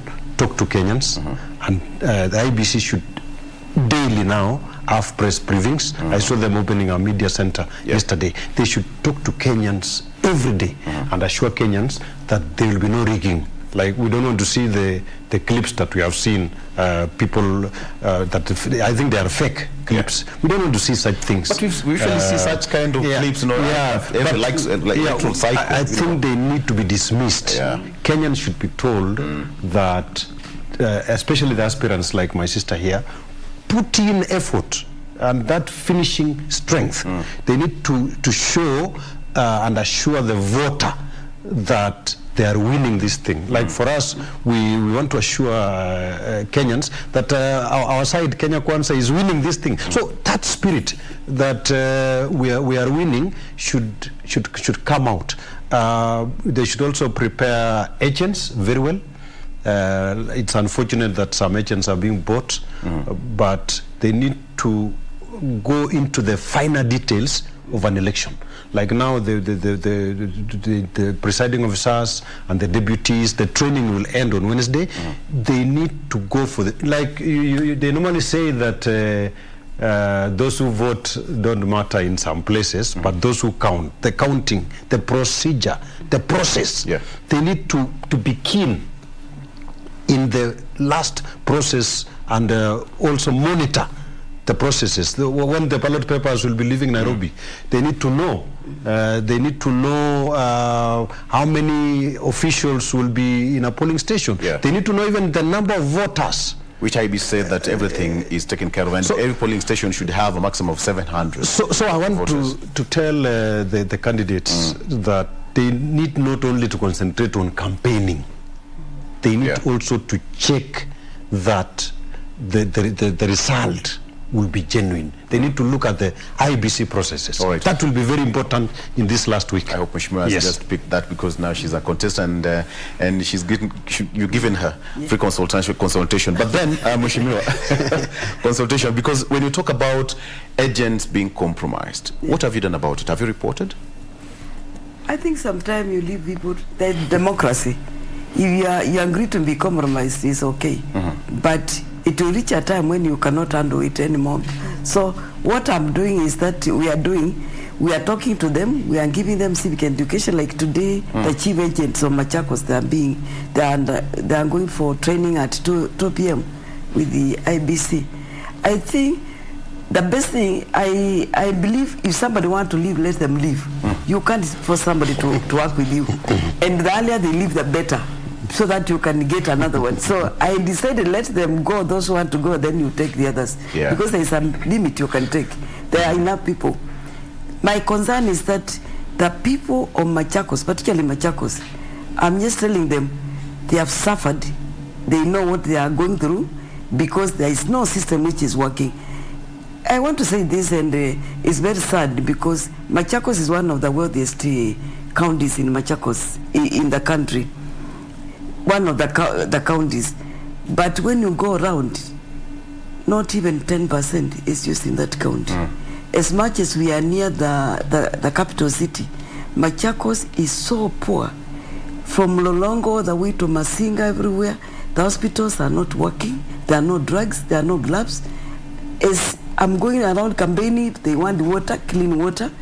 So they told me, Mama, we want my and perhaps that is what is happening across the country, because anytime we had gubernatorial debates across the country, and most of the wananchi who talk about health, primary health care, talk about economy, etc., etc. But when you look at the general aspect, where are we as a nation with only 7 days to go? Is there anything that is likely to change the political landscape? I think the only thing which is going to change, the thing which will change the political landscape is for the people of Kenya to wake up and they say, we are not electing a party, but we are going to choose a person. The personality now will matter so much, because you can talk is cheap. I think they have to look for performance. They look at people who can perform, and they look at the people with history. They look at people who are genuine, and they make a choice whether you are given the money they are asking for, because they are Kenyans. We talk of corruption. Me, I'm from the business sector, and when I talk of corruption, I didn't know it is that bad. Corruption is not only the politicians, it's not only the leaders who are corrupt. The people down there in the village, I can say they are corrupt, because if somebody, the first thing when they see your car, they're asking for 50 shillings, they're asking for money, they're asking for food, and they know very well that some of us are just coming from the business sector, and we are using our saving, we are using goodwill, wishes to campaign. You wonder what is happening, because Kenyans have to wake up. We have to rise, and we cannot now blame our leaders for corruption, because I'm saying, if these people are giving you this money for campaign, and maybe they took loans, do you know when they end office, they are going to recover that money? And I'm sure they'll recover with interest. So I can tell people of Kenya, go and vote, and particularly people of Machakos, come 9th, just go and vote the right person. Yeah. The person who you think is going to assist you change your lives, because the lives are, I think, property is everywhere. Yeah. It is everywhere. All right. It's everywhere. I don't have it. She said that whoever will recover the money will recover the money with interest. Yeah, they will. I would imagine how expensive it will get to at that particular point. But then, with only 7 days to go, let me also get your point on that. Is there anything likely to change? Because today, the DP is heading to Singishu, and Honorable Raila Odinga is heading to the other side of Nyanza, that is Kisii County. Anything likely to change in the political arena? Thank you very much. Right now, I think it is a matter of galvanizing your vote and also ensuring that your base is intact. Right. I think that's the thing that even the DP is doing. Raila Odinga is also doing the same. But what you need to be sure is whether you really have your base. I think that is the most important. My sister here has talked about the poverty levels. I think the Kenyans have to really make a decision in this election. For us, I think we have given some promises. We have given the manifesto. We have given, we have assured Kenyans everything, and it's time for Kenyans to choose the side that is going to deliver, is going to change their lives. I think Kenyans have had promises for a very long time. And you can see this election, as my sister was saying, people need money. People need money because of the standard of living. The unga is now, we are told it's 100 shillings, but when you go to the shops, it's still very high. There are a lot of false starts in this country. And the coalitions are now going around the country promising the Kenyans. So I would like to tell Kenyans who are listening to me that it's good you listen carefully and you really weigh. You know, with these few days, there are a lot of emotions. And mostly during this time is like when someone wants to get married to a bad boy, when she's told that this is not a good boy, they don't listen.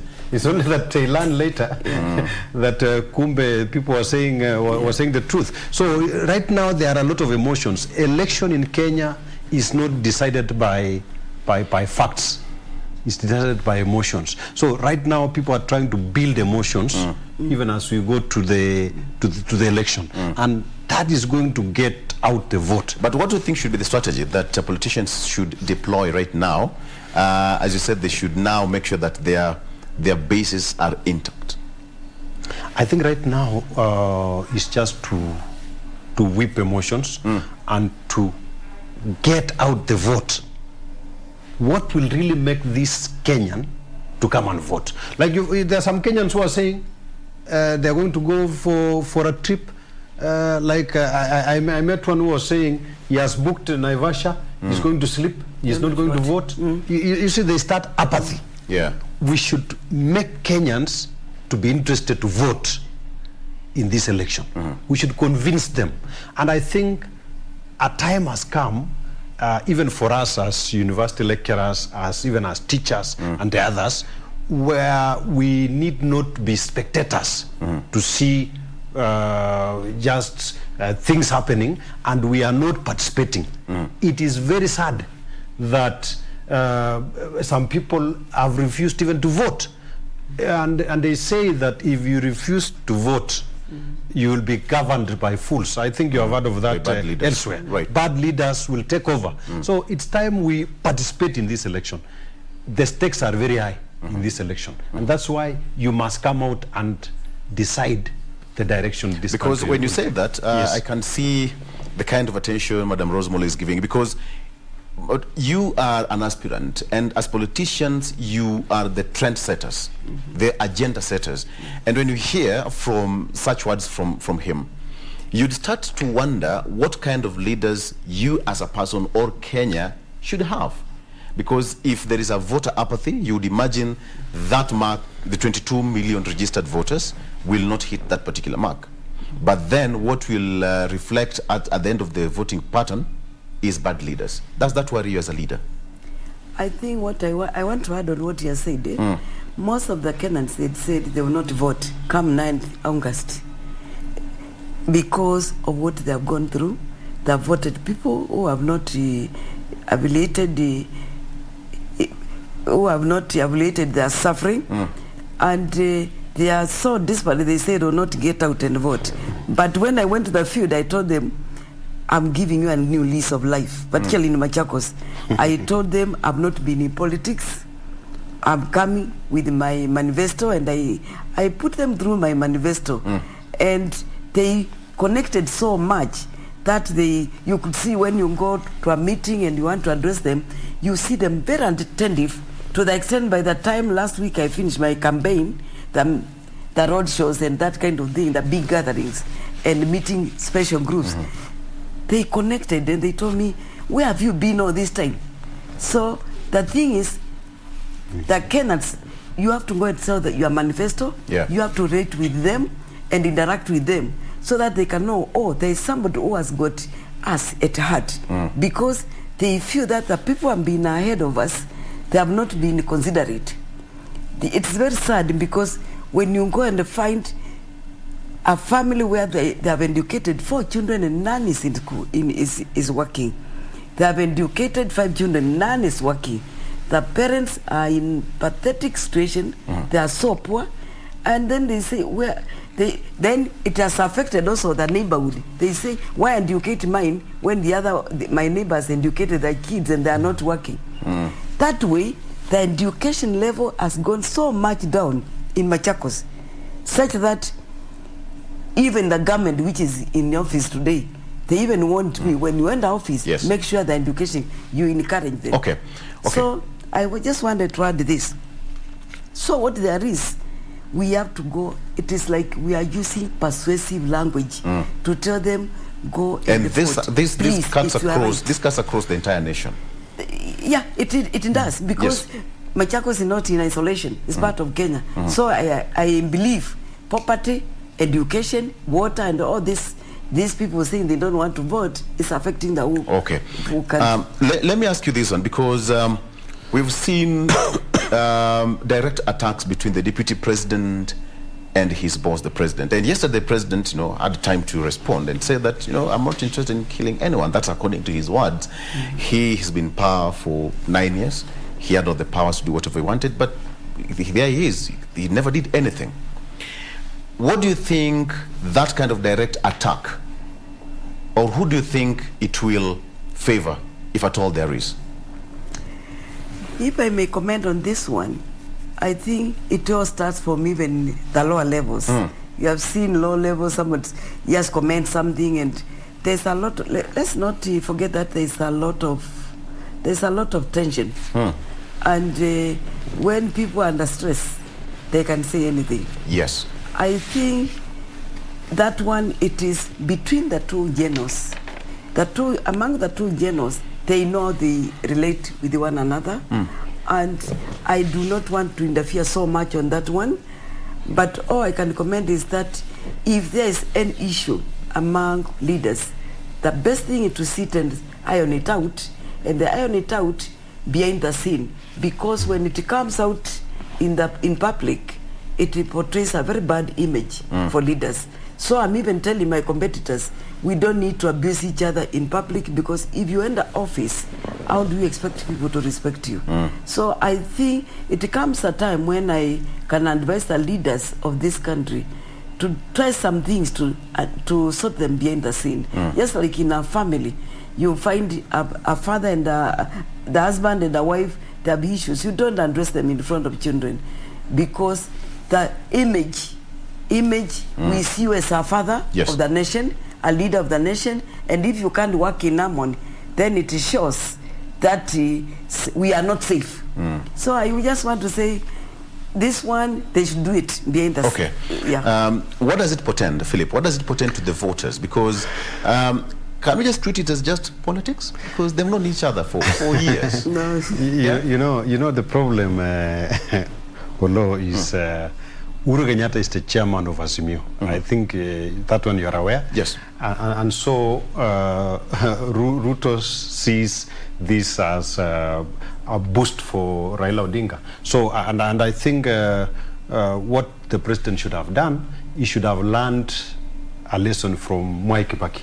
I think Mwai Kibaki really, when he was leaving office, he was the most quiet, and he just left and went to his farm and kept quiet.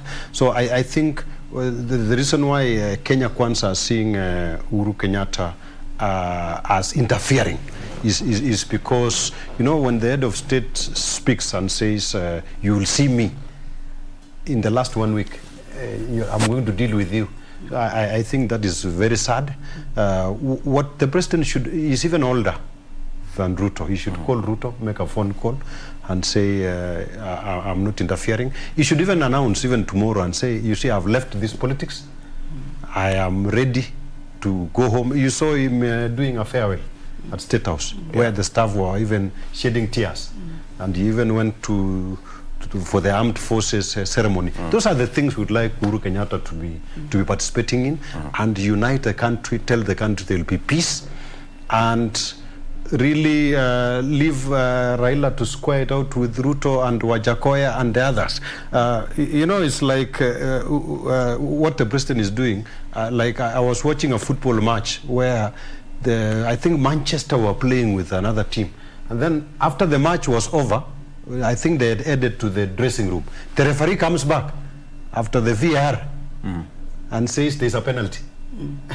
So I think you remember that match. And I think this is what Uhuru Kenyatta is doing, because really he should not give an advantage to another competitor. So I think that's why as we head to the election, emotions build up. Yes. And every disadvantage that somebody sees that there will be a disadvantage here, somebody will rise up and resist. And I think when you join politics, I would expect that the name of Uhuru Kenyatta will not miss to be mentioned, because he is in the thick of things. He should have just been an advisor to everybody as a president, and say, please compete. Like I like the way he talked yesterday, and he said that everyone has a right. I'll vote. I have a right to vote. I have a right to support. I think yesterday the tone was changed. And I think going forward, I think that's not something that we're seeing. Okay,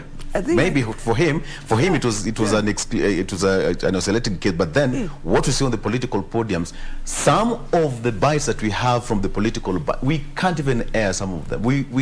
We edit them for the sake of the viewers' consumption. But what really happens there, and you know this, madam, what really happens? I want to comment on this. Yes. Because I see some utterances can be very offensive and can have bad influence. And I want to say this now at the Machakos level. Now, not Machakos level, generally speaking. Now, the other day, yes, I just want to say some comment, particularly when you are leaving office. They are very dangerous, because you have to hand over a country which is peaceful. And you don't want to leave chaos. You don't want to be seen to take sides. And that's why I said, as parents, you don't need to speak in public and be seen to take sides with one child. You make decisions. For example, when they went to Machakos, there was a rally there, Azimio party rally, they went there. Then the outgoing governor, Mutua, he commended and said he was supporting a certain candidate for gubernatorial, and that has caused a lot of chaos and the anarchy and the fire in Machakos, because you might say you are supporting certain person, maybe, and then maybe your performance was so bad, so you'll be associated and linked with people will say, if he behaved like this and he handled things like this and he's supporting this person, so they are birds of one feather, they flow together. So it has brought a lot, and unlike the Azimio presidential candidate, that is the Honorable Raila, himself, he said, I know Azimio as many parties which have coalition with the Azimio. There are many parties which are in coalition. Therefore, I'm not telling anybody to step down for another one. I'm not preparing anyone. I'm giving everybody an opportunity. Now, the same way thing applies to the president. the outgoing president, I feel that he should not have supported anybody. He should have just come out and said, let people go and fight. Me, I've done my part. Whoever comes in, I'll work with you, and that kind of thing. We saw when President Moi also tried to give a preferred candidate, and it never worked. Sometimes it can be very... But we've all had reasons why that never worked. Well, that was way back then, and people said that his preferred candidate then was inexperienced and still had to go through the political process to strengthen his base, and now here we are. But then, Philip, let me just get your point on this. According to the polls, so far, we've had different polls, 2 or 3 different results, and you said neck to neck, tie, some particular words. Is this likely to change with only 7 days to go? Yeah, you know, Raila Odinga has been leading in all the opinion polls since he participated in elections. He normally leads, but the last minute you can see even the star, Ruto is overtaking. So I think these opinion polls must be fake. These ones must be cooked, because I think also this is setting up people to move to the Supreme Court. Like you saw in yesterday's paper that both sides are preparing lawyers to move to the Supreme Court, because somebody will say that I used to lead in the opinion polls. Yes. And so what has happened? This is creating tension. I don't think that. Just to correct, because this media house, and it is also happening in Machakos. We cannot authenticate how they did their research, so we can't entirely disqualify that it's fake. But you see, with all due respect. But you see, I like the question that is even being asked here, that if the elections were asked today, it is not on Tuesday. Next week. You know, opinion polls are based on now. Like you can be told, if you are to marry, who would you marry today? And I think that will change if you wait until next year. Things can change. Okay. So it is a feeling. In this writing, we use the present continuous. So even food. Right. That's why we say, Victor, give us this day our daily bread, not weekly. All right. Not monthly. Okay. I just want to excuse myself a bit. So it changes. She's going for our sister's station, radio station. I want to give you 1 minute, Madam Rose, to give you final remarks so that we can release her to go to Mwatu FM. To the people of Machakos, 7 days to go. What should we expect from you? To the people of Machakos, I'm asking you to wake up on 9th, and you'll go to the ballot polling station and vote. And you vote. You can face the camera. Yes. You vote Rose Muller. I'll be number 2 on the ballot paper, and I don't want you to vote because of being coerced. I know a lot of things are going on, and there's a lot of bribery. There's a lot of people going around cheating you. You vote wisely and get me in the ballot. Get me to the gubernatorial. I'm going to sort out your water problem, your hospital problems. There are no drugs. I know food is not there. I've been trying to give food, but it's not enough. I plan to continue with that. The road network is very bad. I want to connect all the sub-counties with good roads. And there is also the infrastructure. There are 42 slums in the river. I plan to build local houses so that at least people can live decently in Machakos. We have a lot of land. The money is there. And the people of Machakos, I also want to talk to the men of Machakos. I connect with you, I feel with you, because I know you are suffering. You have gone down with the no money, poverty is there. I plan to devolve all the services of Machakos. I want to make sure that the money goes to the wards. We have 40 wards. I'll make sure the money goes to the 40 wards. And when it goes to the ward, I'll send it to the location, sub-location, to the area, to the village. So I'm very grateful.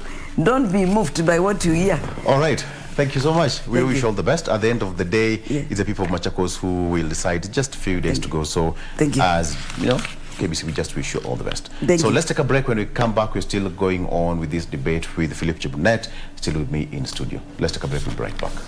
Thanks so much. It was nice. Thank you so much. Thank you so much. Thank you so much. Thank you so much. Thank you so much. Thank you so much. Thank you so much. Thank you so much. Thank you so much. Thank you so much. Thank you so much. Thank you so much. Thank you so much. Thank you so much. Thank you so much. Thank you so much. Thank you so much. It was nice.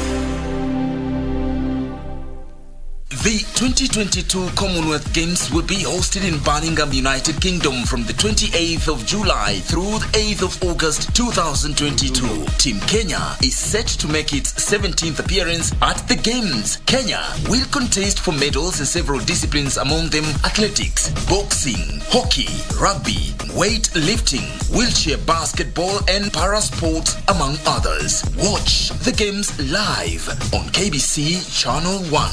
KBC Channel 1, your true sports partner. Agenda yetu ni kupunguza gharama ya maisha. He has described himself as a man on a mission. I am a man on a mission. I have no space to retreat, and I don't have the luxury to surrender. As a presidential runner in the 2022 elections, he has repeatedly referred to himself as a hustler.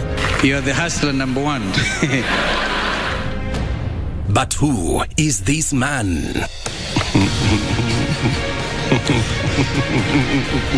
President.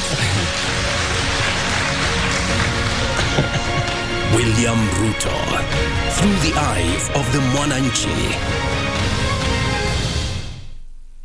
Abantu ba Mintombo Yamore. Your favorite Ekegusi station, Minto FM, is now at your doorstep. Enjoy the hottest Kisi music, informative and entertaining shows, and reliable news only on Minto FM.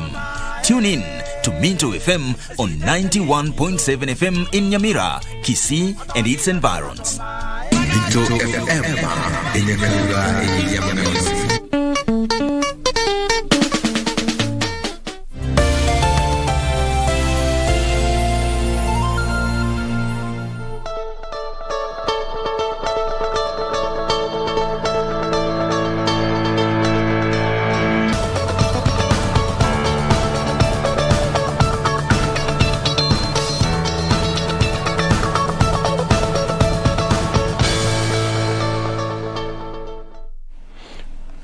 Welcome back. Now let's have this talk now with Philip Chebunet in studio. Philip, let me just ask you this. I asked you a question on the opinion polls, and I'm still interested in knowing how this might change, because perhaps another one might come out before the election day.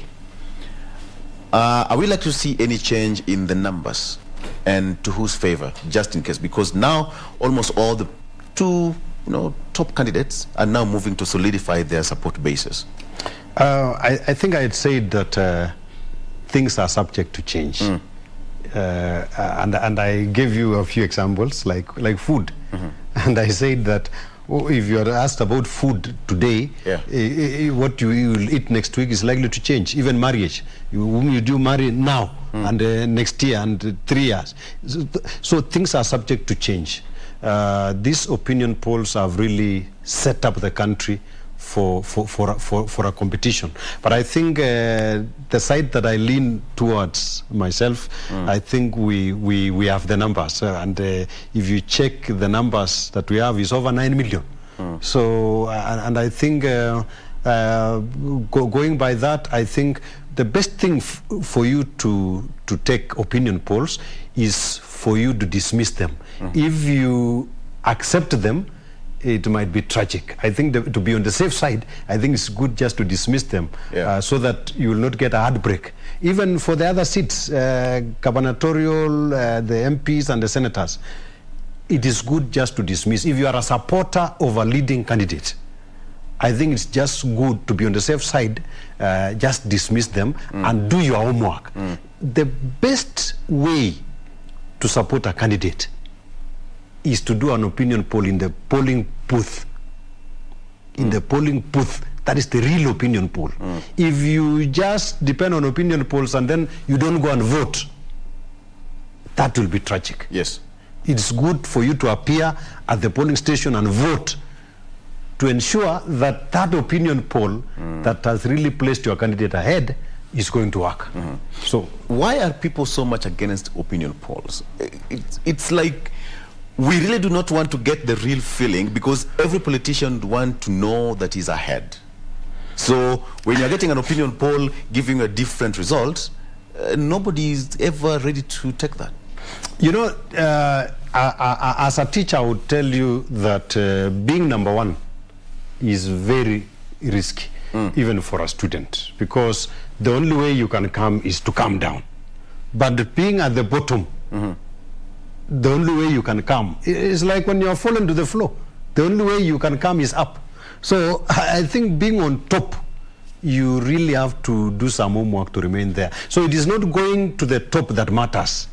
It is remaining at the top. So what a candidate should do in these last stages, it should not depend on how far or the way he has been ahead. Yes. It should be the basics and ensure that this voter comes to vote. And that's why you see opinion polls depend on feelings of people. Like you'd meet some respondents and maybe the person designing the tool of the opinion poll wants to get a certain result. And truly is going to get a certain result. Some pollsters are also related to some candidates. Like you'd see a media house doing an opinion poll, like the ones that we have had. You would see individuals of a certain company doing some statistics. But you will also find that since these fellows will be voting, like, by the way, Victor, do you know even Chebukati himself will vote? He's a voter. Yes. So every candidate has something that, or someone that they prefer. So the way they make these tools in the research that they are doing is also subject to question. As a strategist, what are some of the plans and tricks and plans should a candidate deploy at this particular point to make a change, to have a +1 vote as we head to the polls? The first thing that a candidate must do is to ensure that people turn up to vote. That is the most important. Messaging? At the last minute, they should really concentrate on getting out the vote. Yes. Like for now, and that's why you have seen our candidate William Ruto is going to major towns, but there's also a lot of mobilization going on. If you want to win this election, you must get out the vote. People must come out. Like what we are telling our people, if you love the candidate that you want, you must come out and vote. This kind of talking at the centers, and some even don't know where the ID card is. They even don't know what will happen on the day of voting. Like you'll find people indulging, taking a lot of hard drinks. Some even fight and do very funny activities that may make them not to vote on 9th. In fact, most of the candidates are really praying for low voter turnout in some areas. So, as a candidate, you should really work very hard to ensure your people turn up. Yeah. If they don't turn up, you lose this election. So, it is the turnout. Like you saw in 2017, around 17 million voters. Yes. Out of that, that's around 79% voted. So we expect this time around, because of the competition that is there, that people are going to and also the standard of living. That's the other thing that is going to bring people to vote. The price of unga and even fuel. The things people go through, number one, the candidates. Number two, the things people go through. This is what is going to bring people to vote. This time round, Kenyans are interested in their lives improving. And that's why we are offering that as Kenya Kwanza. We are saying that the lives of people is going to change from the bottom-up economic model that the Deputy President has been saying is going to really make people come up to vote. Yes. it has been termed as a transition election, and that is why it's quite important. Perhaps if are politicians ready to accept that defeat aspect? I think because everyone is ready to win. Yeah, when you participate in any election, you should ask yourself 2 questions. Number 1 is, as you even think of what if I lose, you should also be asking yourself, what if I win? What if I win? Yeah, so that should really come out in your mind. Not only what if I lose. You know, human beings are pessimists in nature. So there is a lot of doubts in their minds of losing. They really have that losing mentality. But for us is, what if we win? That should be someone who wants to win an election. So think of winning. And I think it's good for every candidate to think of winning.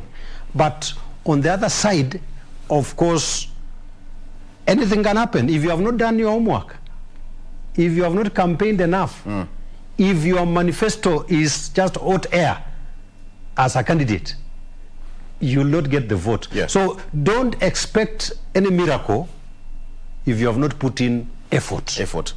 You're spoken like a teacher. Yes. But then finally, as a nation, what you should expect in the next 7 days? What we expect is we need a peaceful environment, and we expect the candidates to also do their campaigns in a peaceful way. We expect the final rallies. Like for us, we had booked Nyayo Stadium, and we still expect to go there on Saturday. I don't know whether things have changed.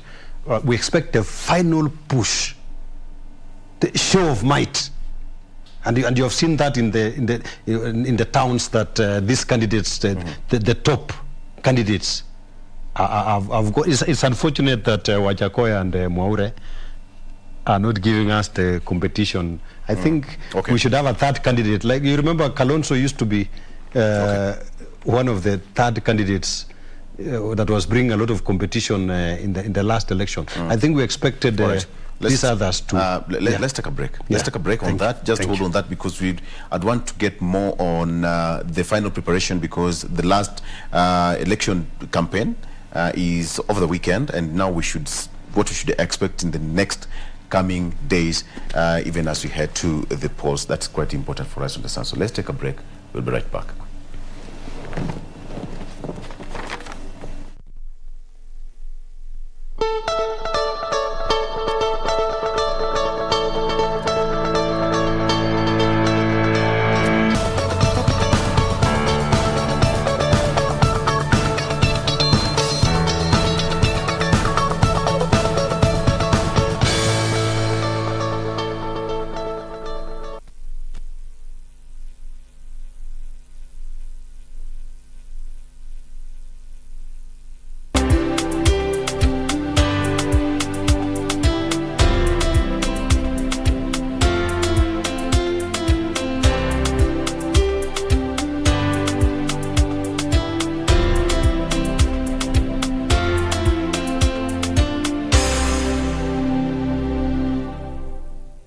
Communications Authority of Kenya, CA, regulates the broadcasting industry, promoting development of local content and ensuring responsible use of broadcasting platforms for national good, to give you and your family choice with a variety of content to enjoy.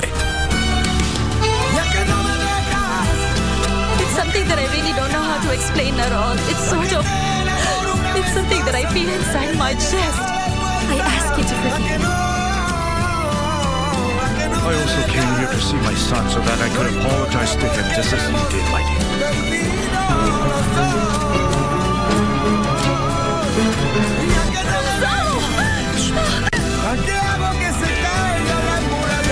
The Communications Authority of Kenya, opening your world.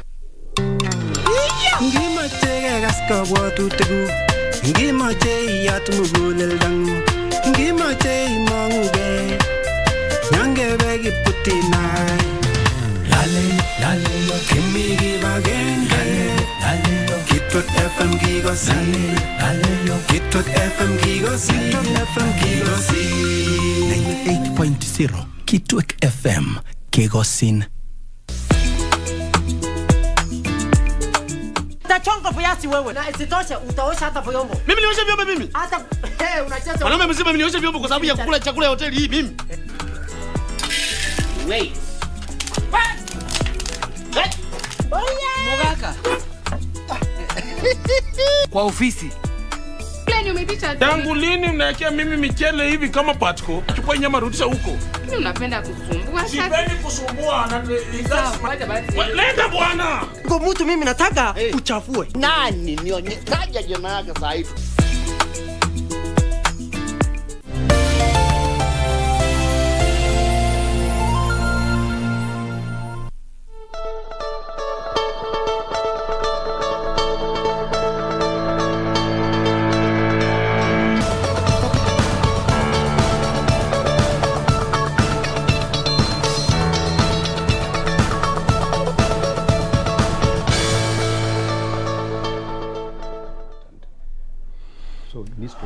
Right, and welcome back.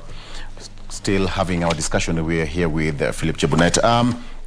Before we took a break, I asked you a question on what you should expect in the coming days, because it's now the final lap for all the, the four presidential contenders, so to speak. We have got Wajikoya, Waiga Maure, we have got Deputy President William Ruto and Honorable Raila Odinga. What should they expect in the coming days in terms of having the final touches, solidifying their vote block, and messaging and packaging the entire campaign outfit for them to deliver on the 9th of August?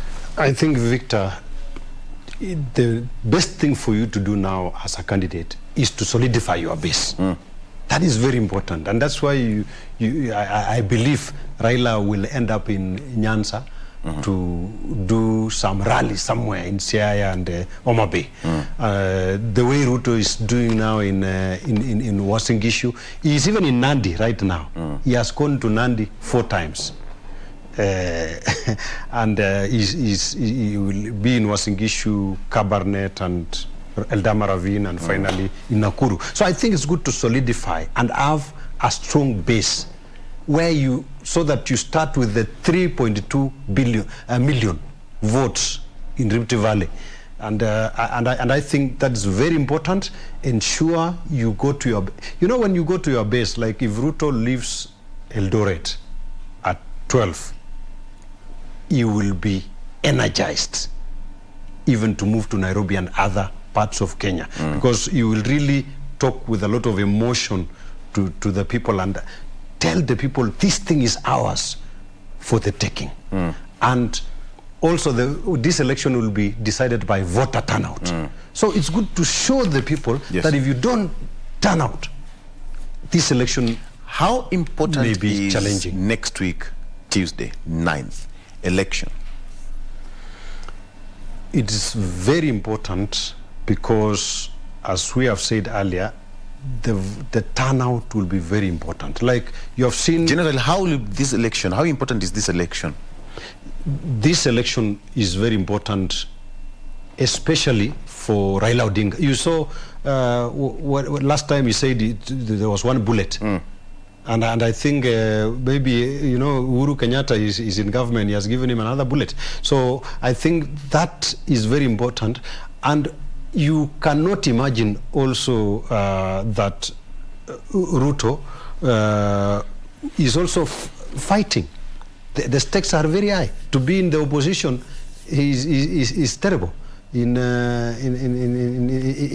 Kenya, you saw. That's why Raila Odinga has been fighting for the last 4 times that he has participated in elections, because being in government, you really determine the direction of the country. So everybody would like to be there, and that's why you see William Ruto is really working very hard to ensure that he wins this election. So the stakes are very high.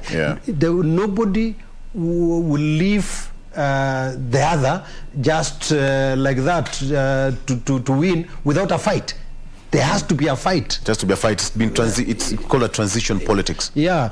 So there has to be a fight, and it's a game of numbers. What about us as a nation? How important is it as a nation? You see, our nation has experienced false starts for a very long time. You remember in 2002 when we were ranked as the most optimistic country in the world. I think you remember that, Victor. After America, it was Kenya, the most optimistic, the second most optimistic country in the world. And we lost that after 2007, 2013 and 2017, we lost that. It is time now to capture that mood that the country was in. You remember Kenya was being compared to Malaysia and the other countries that were doing very well. Yeah. This is now time for Kenyans to recapture that and set Kenya on a good course. Yes. You know, yesterday when we heard Honorable Raila Odinga speaking in Eldoret, he made some hard statements that some leaflets going around, and when you talk about some short video clips doing around on social media, do we really have to go back to where we were in 2007, 2013, and even 1992? It is unfortunate that such leaflets are there in Eldoret at this time. And let me say, since I come from there, Uasin Gishu is the most peaceful. Is the most peaceful county in Kenya. And I think it's unfortunate that NCIC, and I think NCIC are not serious, because they have ranked Uasin Gishu among the 6 hotspots. And I think these NCIC are not serious, because if you check what's happening in Uasin Gishu right now, people are living in peace, businesses are doing very well. I think these are just people who want to scare voters so that we will have a low voter turnout there in Uasin Gishu.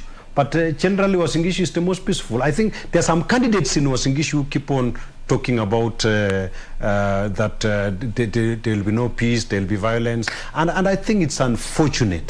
Uasin Gishu is very peaceful. They have now appointed some old men called eminent persons. I think that is just wasting time and wasting public funds. They should appoint those eminent persons maybe to guide and counsel the youth and do some work in the church. But appointing eminent persons and imagining that there will be violence, there will not be any violence in But what you've said is quite, it's striking, because when you talk of some leaflets doing round meant to scare particular people, when you heard, politicians say that everybody, you deserve to live, because as a nation, you deserve to live anywhere you want, right? So perhaps you don't need to get to this particular situation where we'll have mass movement of people moving from point A to point B because of such kind of leaflets. You say that you come from that particular area. Give me just a general mood of how Eldoret, because Eldoret is a cosmopolitan city, so to speak. Most of the MCAs even elected in Eldoret. I have even my former student called Lucy Njoroge, who is vying for Uruma MCA, and she was the immediate MCA. She has done very well there and bringing people together. We have even people of other tribes who have won to be MCAs in Uasin Gishu. So I think those leaflets are unfortunate. Yeah. I think Raila did very well, telling Kenyans that they can live anywhere in the country, and I think he did very well, and we thank him for that. Kenyans should live everywhere, and what I would like to tell my relatives and my neighbors and my people in Uasin Gishu that live in peace, love your neighbor, let's come out and vote on 9th, and our country will be very peaceful going into the elections. Okay. Yes. You know what? I think that is the best point for us to stop this discussion, because just to reiterate and just to echo what you've said, 9th of August, just next week, exactly 7 days to go, wake up, go vote, and go back to your business as usual. Life will continue. So that has been the case in this particular country. There's no problem. Thank you very much. Right. I think what I'll just want to tell Kenyans is that right now we are preparing, as Kenya Kwanza, we are preparing for this election on 9th. We are ready. There will be no rigging. And I think it needs to come out very clearly. Everything is prepared by IBC. There will be no rigging. All the presiding officers, everything is being organized. Okay. And I think people should come out. There will be no violence. Vote and get to your house, wait for the results. All right. I think I just let that one pass because you don't have your opponent to counter that. But you have all the space to speak on for Kenya Kwanza. You didn't have your opponent to counter that. But anyway, that's how it is sometimes here in studio. Now let's take a break. That is where we end it. And Jen will be up next with what you should expect. Let's take a break. We'll be right back.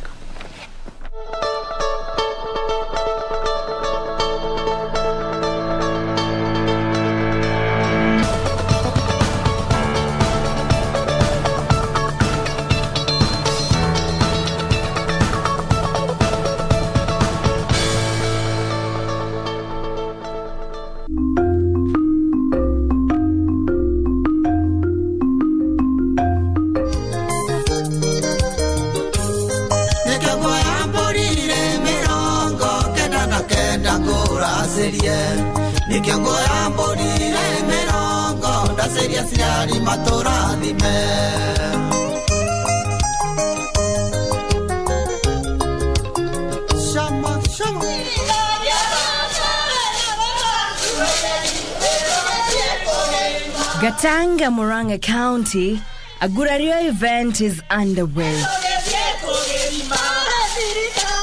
Gubernatorial is the final and most significant ceremony in all important dowry payment process among the Kikuyus.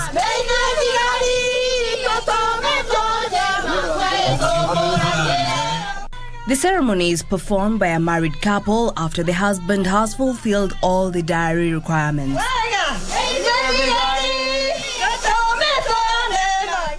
Na huwa inaambatana na sherehe nyingine ambayo tulikuwa hapa, mambo ya kurashia, kuleta mahari, ndio tunasema dowry. Tulikuja tukafanya hivyo. Na mwanzo pia kabisa tulikuwa tumekuja kujitambulisha katika hii nyumba, na ndio tunasemaga inaitwa Jorio. Tulikuja mwanzo tukajulikana, tukakubaliwa kuja hapa, tukakuja tukarashia. Prior to this event, the husband, accompanied by friends and relatives, pays a visit to the homestead of his father-in-law for a brief on what items to bring before the event.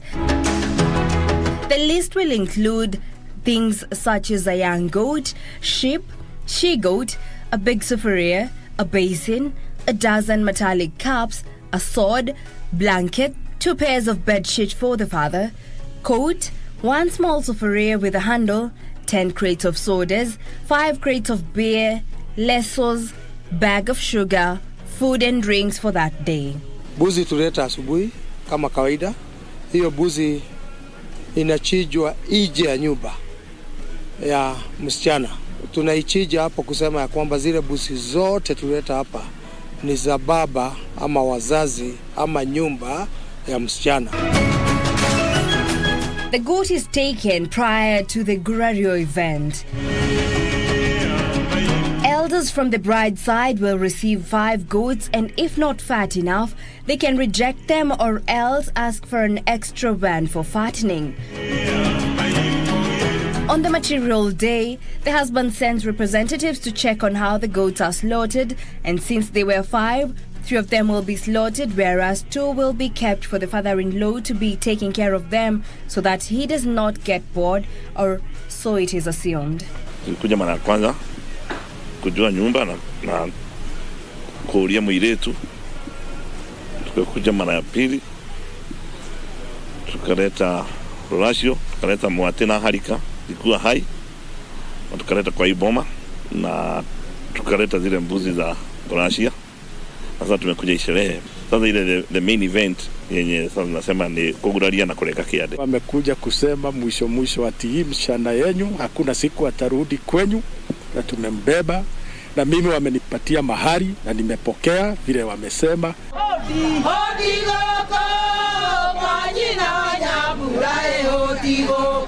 When the visitors from the groom side arrive, they will find the gate to the in-laws' homestead locked, and they will start singing the traditional Kikuyu songs for the gate to be opened.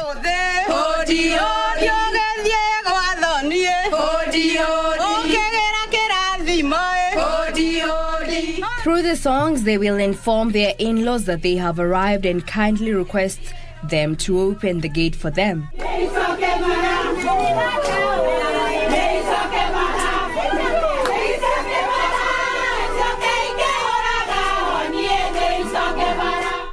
The women on the other side will respond by saying that they do not have the keys to the gate since their daughter disappeared with the keys when she was stolen by the husband on her way to buy milk at a nearby kiosk.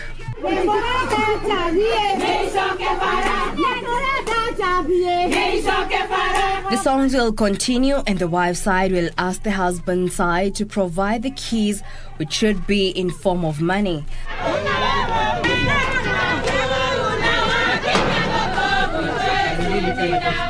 After giving the money, the gate is opened and the visitors are ushered in.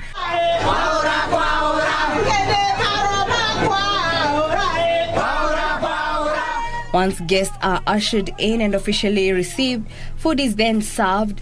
After guests have dined, tables are cleared and the ceremony commences.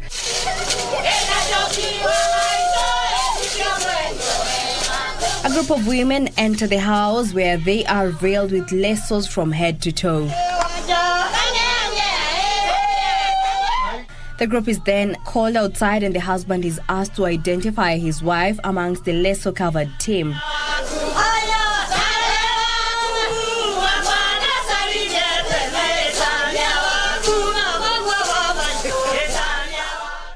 When the husband picks the wife, the move is greeted with ululation.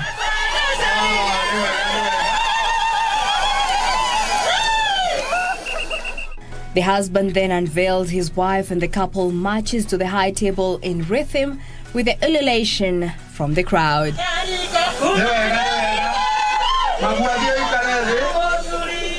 Adorned in the Kikuyu traditional regalia, the couple presents itself before the congregation.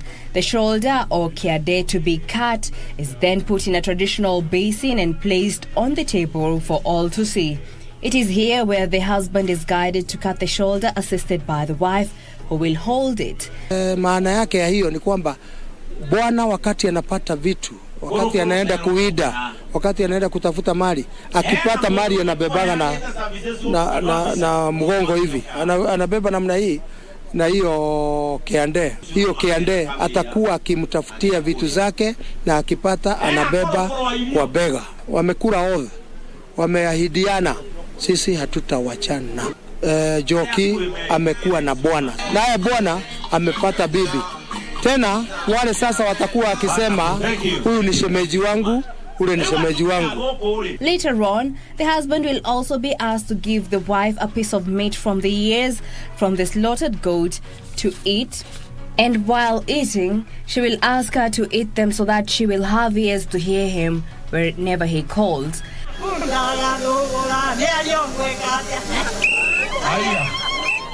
Porridge will then be put in a calabash and then it will be handed over to the wife to feed the husband. From there, other guests will take the porridge, while others take the traditional broom or a tina and celebrate with the couple.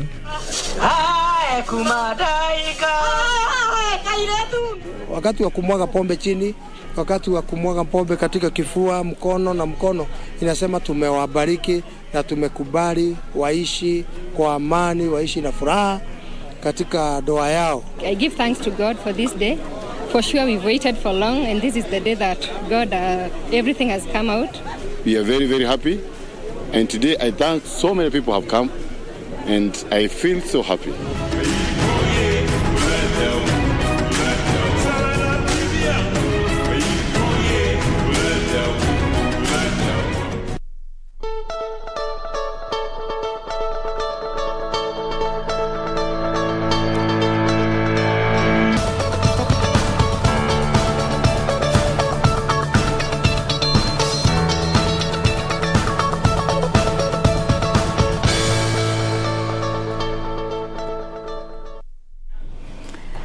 welcome back. We are glad you are still with us on this program. This is Good Morning Kenya, coming to you live from KBC right here in Nairobi. And we'd love to know where you are watching us from this morning. So feel free to interact with us. You can check in via our various social media platforms. The hashtag that we are using on Twitter is hashtag Good Morning Kenya. Official station handle ever remains to be at KBC Channel 1 across Facebook, Twitter, and Instagram. So right now we want to move on to the next conversation. This is in line with election preparation, given we have about 8 days to go to the polls. But what are some of the aspects of our country's normal, quote-unquote, programming have been affected, and how have they been affected? Today, we will be narrowing in on the whole question around substance abuse, majorly focusing on drugs and alcohol. How has the progress that we have made so far as a country when it comes to containing this menace, and especially looking at the fact that the youth are at the center of this conversation, how has that progress been affected, positively or negatively? To help us with this conversation this morning in studio, we have with us Victor Okioma, who is the Chief Executive Officer at NACADA. Good morning and welcome to the program. Thank you very much. Thank you for making time to be with us. Thank you very much. Now, remember, you can send in your questions. You can also tag NACADA. Their Twitter social media handles are at NACADA Kenya across all the social media platforms. We will be going through your feedback as and when it comes in. Now, for the benefit of our viewers, let's start with NACADA itself as an institution, as an organization, as an authority. Give us the mandate and the functions of the authority. Thank you very much for the opportunity to speak to Kenyans through this media. NACADA is a state corporation under the Ministry of Interior and Coordination of National Government. And it is mandated to coordinate a multi-sector response to the challenge of drug abuse in this country. That is very broad. In specific terms, we carry out public education programs. We work with other agencies in that space to respond to the challenges of drugs in the country. We also formulate policies around the issues of drug abuse in the country and advise the government on really what needs to be done to address the problem of drug abuse in the country. Yes. NACADA also, inspects and accredits rehabilitation facilities so that we are able to advise Kenyans on facilities that they can go to and get value for money. We have a big challenge around rehabilitation that do not meet basic standards. Yeah. And sometimes people go there and they don't benefit. So in our inspection, we look at various aspects in terms of the skill mix, in terms of the facilities that exist in this institution. And of course, we also look at the serenity of an environment where these facilities are located. Finally, we also do a lot of work around enforcement, compliance. Compliance on a number of issues. Compliance on, for example, when the Alcoholic Drinks Control Act sets times when you should close and open, it sets, we work with other agencies. For example, there's a Kenya Bureau of Standards to, watch for the quality of alcohol in the market. Yes. And therefore, some of the compliance checks that we carry out, we do it at some agency with these other agencies that can tell us, no, this is not certified, it doesn't have the quality marks, and we therefore will assess these products and remove them from the market. We work with the Counterfeit Authority. So in a nutshell, we really tried to address the problem of drug abuse in the country by ensuring that we work with other agencies and address various offenses around various legislations by various agencies in government. Right. Yes. Now, looking at the years that NACADA has been in operation, what has been the general trajectory of our country in line with dealing with drugs and alcohol and other substance abuse, aiming to make progress, generally speaking? Let me say that this country has a very serious drug problem, and from where I sit, it's a growing problem, right, among the general population, with very high preferences of abuse. Yes. For example, if I can tell you, a lot of the mental-related issues around drug abuse. Yeah, alcohol leads in that area. In fact, is responsible for the biggest number of mental illnesses, followed by tobacco,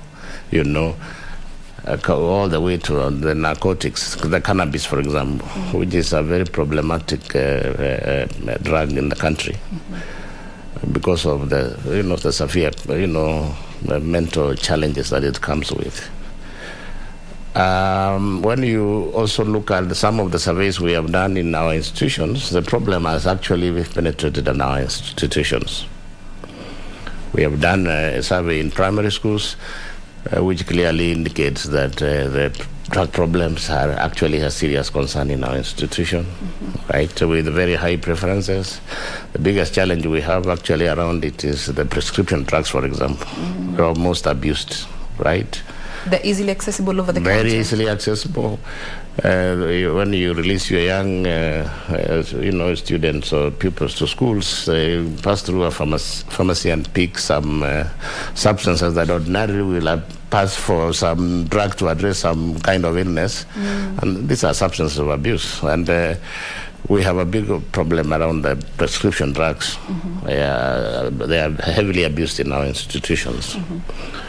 Cannabis is also there. So in general, I would say that from the surveys we have carried out, this country is facing a serious problem of drug abuse, both in the general population and in our institutions. In fact, we are planning to carry out a survey in our universities. It's already ongoing, so that we can see. We have been tracking this from the primary school, secondary, and we'll be looking at the universities. And I can tell you it's a serious problem. So what are we doing as NACADA? Based on these surveys, we do a lot of programs, right?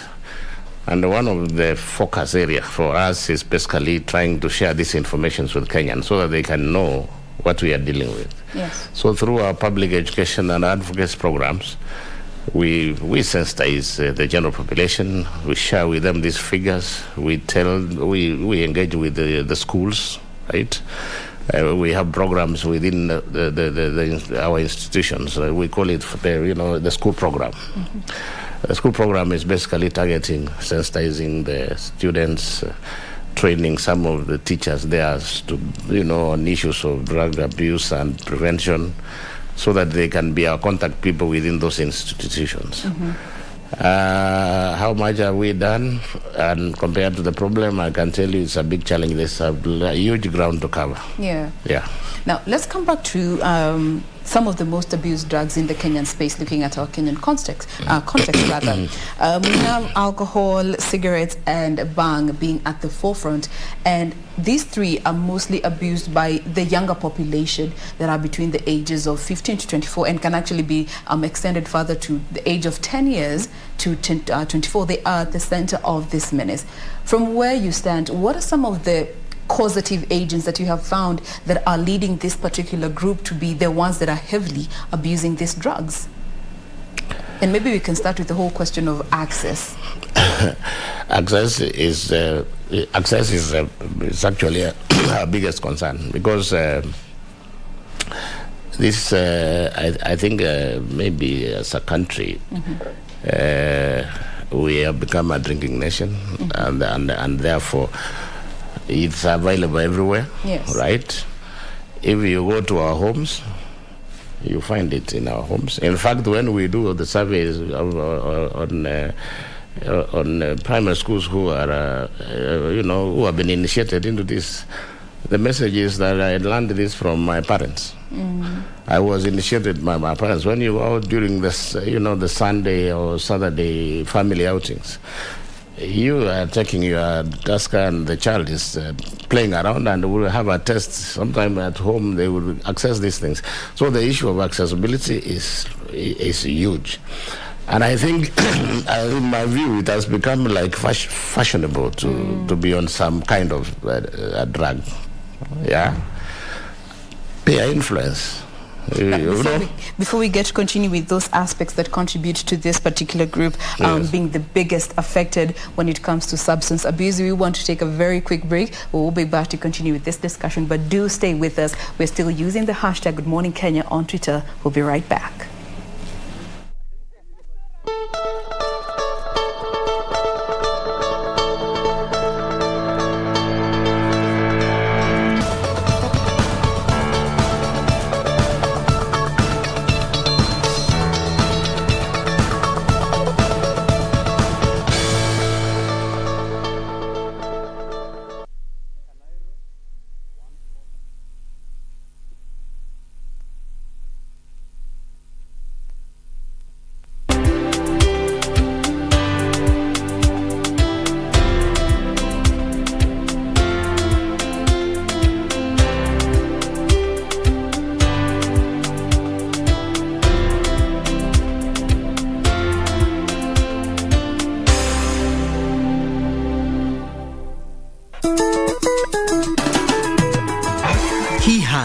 Widely described as the enigma in Kenyan politics. For 50 years, Kenyans have wandered in the wilderness. His critics are as eloquent as his supporters are in their praise. When it was in the interest of the country that it was important for him to work with KANU for the benefit of the country, he did that. As a seasoned politician, his stab at the presidency has been a case of so near yet so far. They now have an opportunity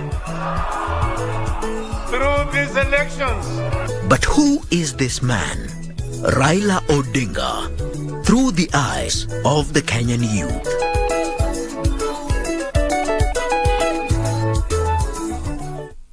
Abantu ba Mintombo Yamore. Your favorite Ekegusi station, Minto FM, is now at your doorstep. Enjoy the hottest Kisi music, informative and entertaining shows, and reliable news only on Minto FM. Tune in to Minto FM on 91.7 FM in Nyamira, Kisii, and its environs. Minto FM in Nyamira.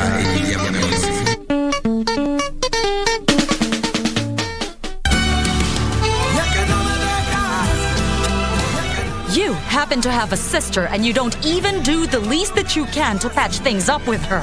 Just try to get closer to her. It's something that I really don't know how to explain at all. It's something that I feel inside my chest.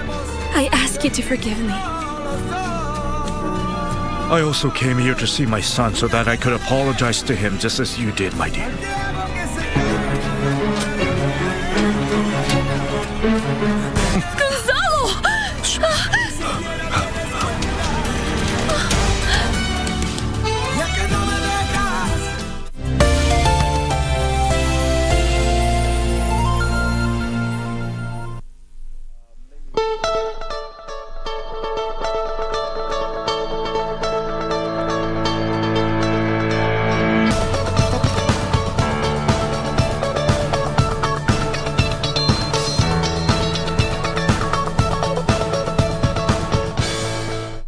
Welcome back. Thank you for keeping us company this far. We want to move on with the conversation in studio this morning, all about substance abuse amid election preparations as we gear up for the general elections which are coming up in less than 8 days. How far are we, and what more needs to be done to just ensure that the drug and alcohol abuse, among many other substances, is under control? And with us in studio this morning, we still have Victor Okioma, who is the CEO at NACADA. Now, before the break, we were looking at some of these aspects that are contributing to the youth, and especially those aged between 10 and 24 being at the center of this menace. And we touched on access, and that has been tied to parenting. What more do you have to say in regards to that? Yes, as I was saying, access is a big challenge to us. And by the way, there's a commercial element to it. Yes. Yeah, because the tobacco making industries want to make money. Of course, those who are the narcotic people. Like now, we have a problem of cannabis from Ethiopia, which is becoming a very popular stuff in the country, and young people find it the most interesting, and they will go out for it, right? Those ones who are selling the heroin and what have you, they have to get a market. In fact, sometimes they start by giving free, to sample, so that you get hooked, and then they have their market. So those are the commercial. That's the commercial interest that has made this the accessibility a big challenge. Even the mama, they call them Mama Pima. They want to make money also in their own small space, so they will be making this to raise some money to pay fees and do other things. So the issue of accessibility is a big problem. Despite the many crackdowns that you see chiefs and national government administrative officers conducting themselves, trying to address the issue of accessibility, we still have that challenge.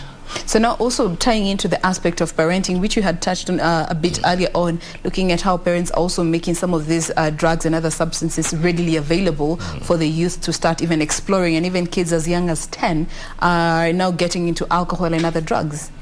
Parenting is a problem, and if you look at the survey we did on primary and secondary school, particularly the one on primary school, we have actually come out very clearly that parent are a risk factor by mere fact that they are the ones who initiate these people. You initiate by drinking in their presence. You initiate by taking them out as they are having their chips. You are also having the drink, and they test. In fact, we have cases where parents actually willingly offer give alcohol to their very young ones. And I wish they would know what damage they are causing to those young brains with alcohol. That notwithstanding, we have a big problem around parenting. We have a big problem around controls within our pharmacies, because some of the prescription drugs that are being abused, they are supposed to be given under prescription of a medical practitioner. But how the young people go to the pharmacies and access them is a headache that we have to deal with. Regulation. Yeah. Also, the regulations are also weak. And, some of the, like the trafficking networks for this, cannabis and heroin and what have you, those are underground kind of businesses. It becomes very difficult to even get to know how they are operating. But occasionally we are able to, get them, and you have seen a number of successful operations with very big sessions of some of those things, including one whole ship that the president blew up sometime, you remember? So accessibility is a big problem. Now let's look at this particular group, and especially the young people, and now focusing on those that are in secondary and university. Let's start off with those in secondary schools, because they're also among those that are being initiated into drug and other substance abuse. What are some of the efforts that you are working with, and especially with secondary schools, to ensure that much as they are young but they are also exposed, you're also trying to help them not get to a point where addiction is a problem? We have a number of programs that we are undertaking in those institutions. One, we of course create awareness by engaging these young people. We go to institutions and talk to them. Another program, we have had training for some, particularly the counseling teachers. The counseling is focused on which combination of subjects you need to go and be a journalist. That kind of counseling. But we are using them to we are training them to have skills around addiction counseling, so that they are able to detect and take action against drug problems within the institutions. Another milestone, I would say, is we have now worked with the Ministry of Education and come up with what we call guidelines for management of drug issues within the institutions. So basically the basic learning institutions. And these guidelines is kind of like a handbook that will enable a teacher to be able to detect and respond to the challenge of drug and substance abuse. We are also running what we call a life skill program, targeting those in standard 5. And standard 5, I think 7. And this is a special group because this is the stage where they start getting... The 10-year-olds. Yeah, they start getting initiated. And the target or the objective of this program is to ensure that at that age, they are introduced into, the knowledge about these drugs that are available, that are abused, and what they look like. They're able to see them and say, when you see this white stuff, suspect it could be this, okay? When you see this this could be some cannabis. So they are able to get the skill to identify those drugs and say no. That's really the objective of that program. And of course, we have also developed some materials which are age specific. Yes. Yeah. These ones you can access them from our website. If you are a parent and you have a 3, 4, 5-year-old, there's some specific tailored messaging that we are doing to them. So these are some of the things we are trying to do to respond to the challenge of drugs, particularly among the young people. Now, that also brings me to the slightly older category now, those that are in universities and colleges, because again, they have more freedom, they are a bit more independent, and they could be having access to some finances. How does NACADA step in to ensure that they're also not being misguided or misled in one way or the other? That is an area where we still have a lot of work to do. But currently, you see, we have a program we call the Workplace Program, ADA program. And in the universities, which are public institutions or public sector institutions, have a performance indicator on drug abuse. And they are supposed to carry out some specific activities. I must say that universities are carrying out this program, the workplace program, but it's not so much targeting the student.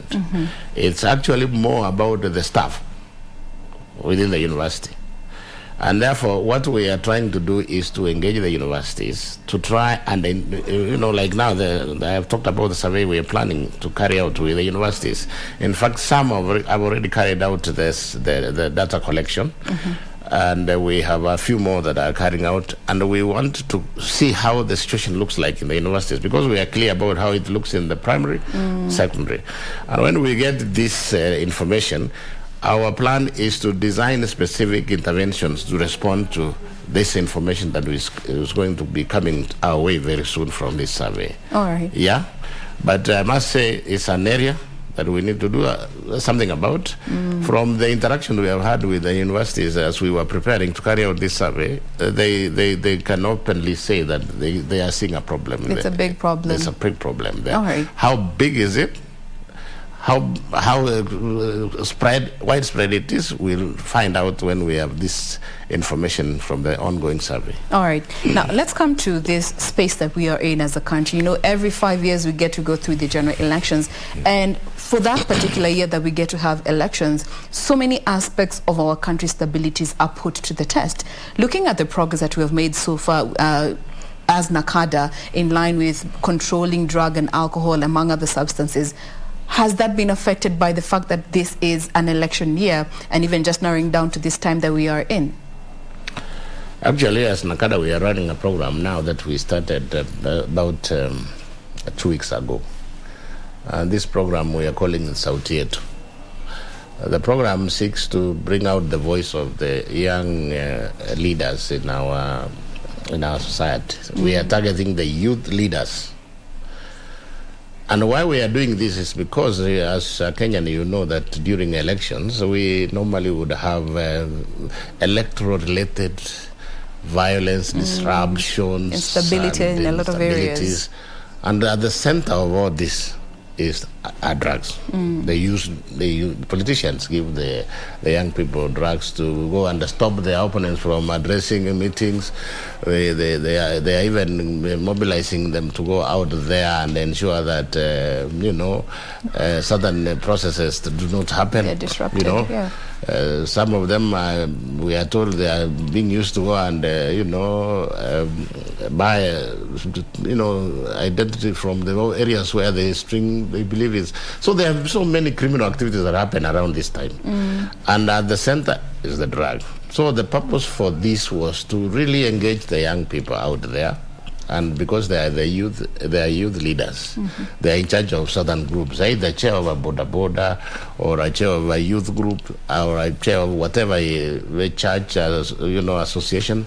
And we wanted to hear their voice. And really what we were asking them is, what is responsible for all these things that happen around the election time? What, in your view, is the cause of this? And they have given us very interesting stories. They say we are incited by our politicians. Yeah, we are given drugs by our politicians. They are the ones saying it.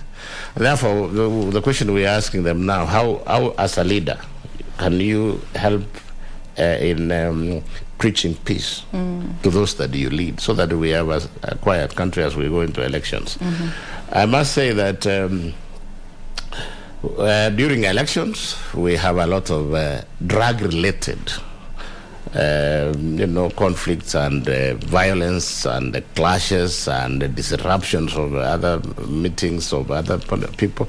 And the purpose for this South Theatre is to just hear the voice of the young leaders on how they intend to help us.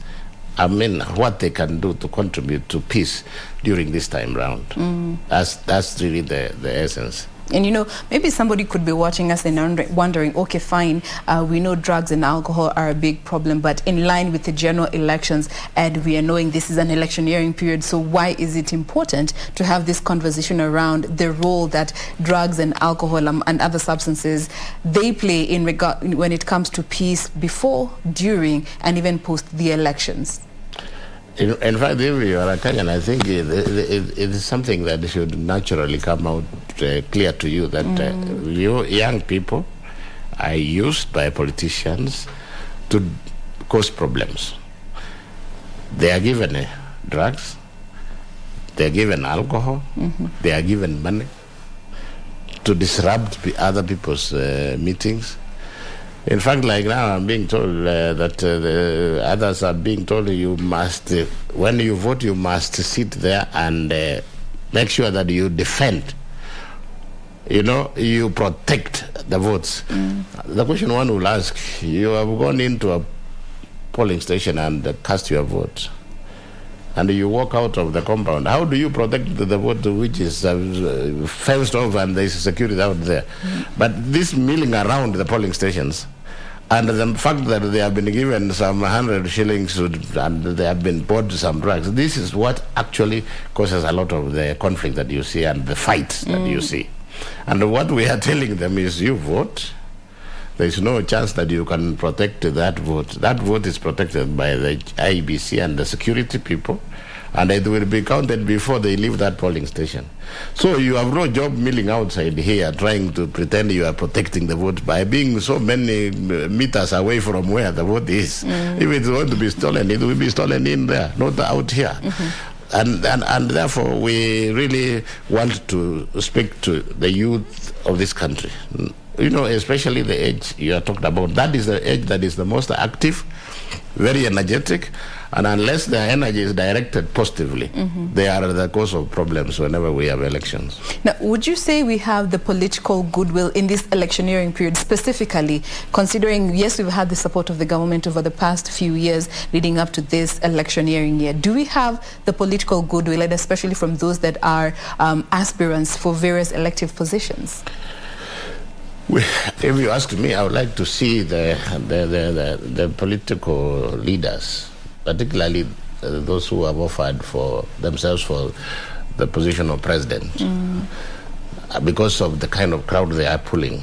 If they can really, encourage their followers to maintain peace during this election. I've seen a few of them speak to this issue of conducting peaceful elections and not being violent, and let us be peaceful. We want to see more of it. Okay. But we have also seen some pronouncements that are very disturbing, especially for us in Nakada. Yeah, when a presidential candidate makes pronouncements to the effect that is going to legalize cannabis, and when you see the kind of excitement of his followers about that issue of legalizing cannabis, then I say we are going the wrong direction. Cannabis is the most problematic drug we have as a country. It is responsible. In fact, they go to the rehabs and ask them what has brought them to those rehabs. Some of the kind of psychotic cases that we have, they have a lot to do with cannabis. And the misinformation that is coming out of this general pronouncement is that, other countries have legalized.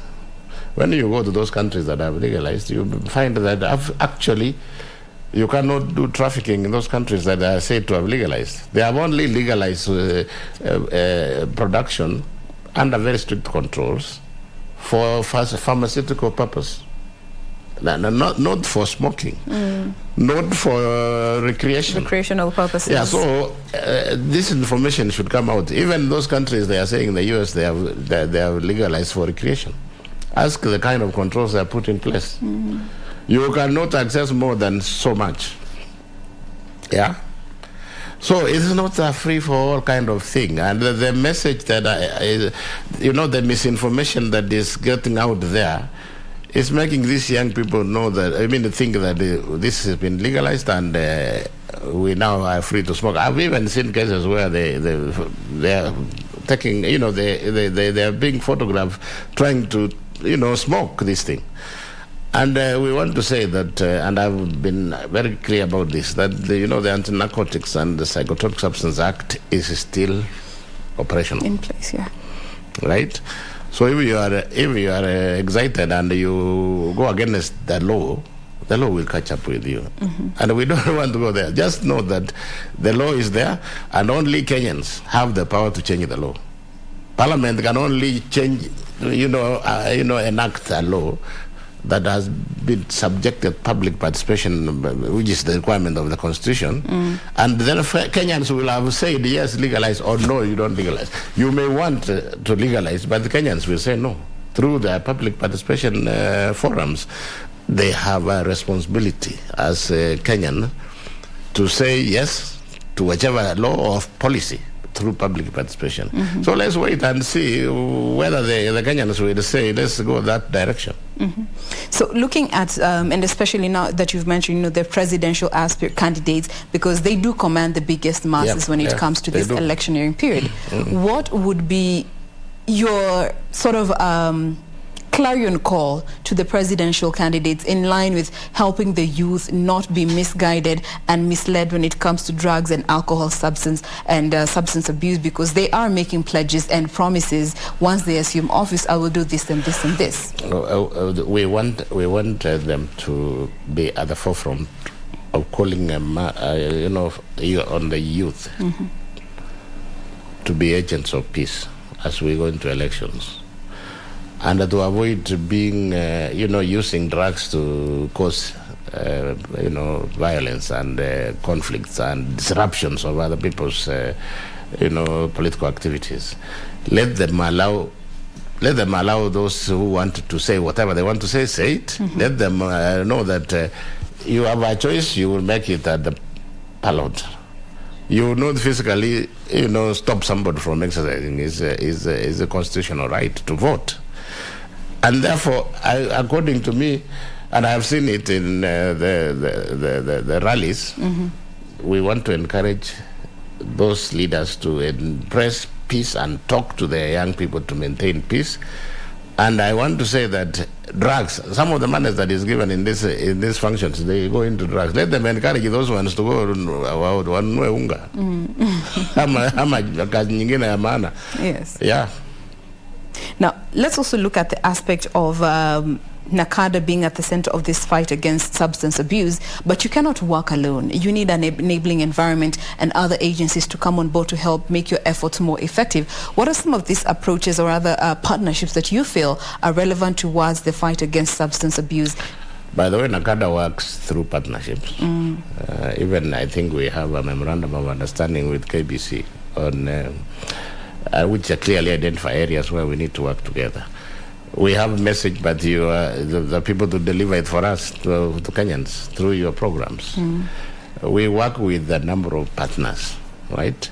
Even when you look at the board itself of NACADA, it has the church is represented.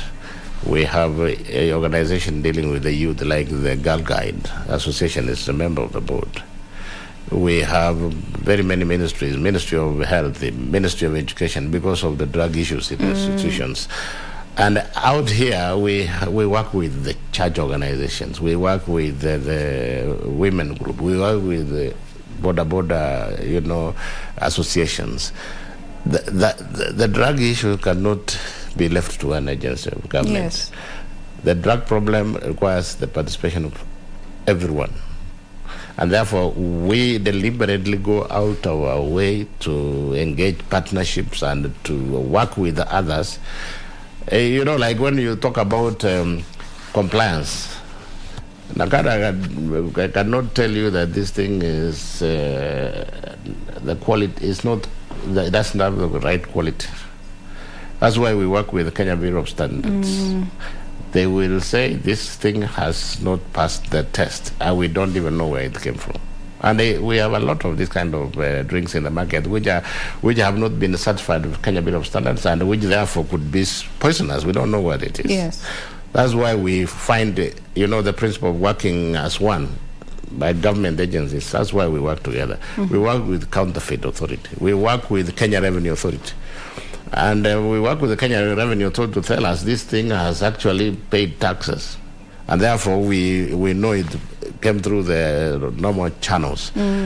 That's how you distinguish it from contraband, things that come from nowhere, nobody knows where. Okay. So for us as NACADA, partnership is our way of doing business. And we cannot afford to work without engaging in partnerships, both in the media, and we actually...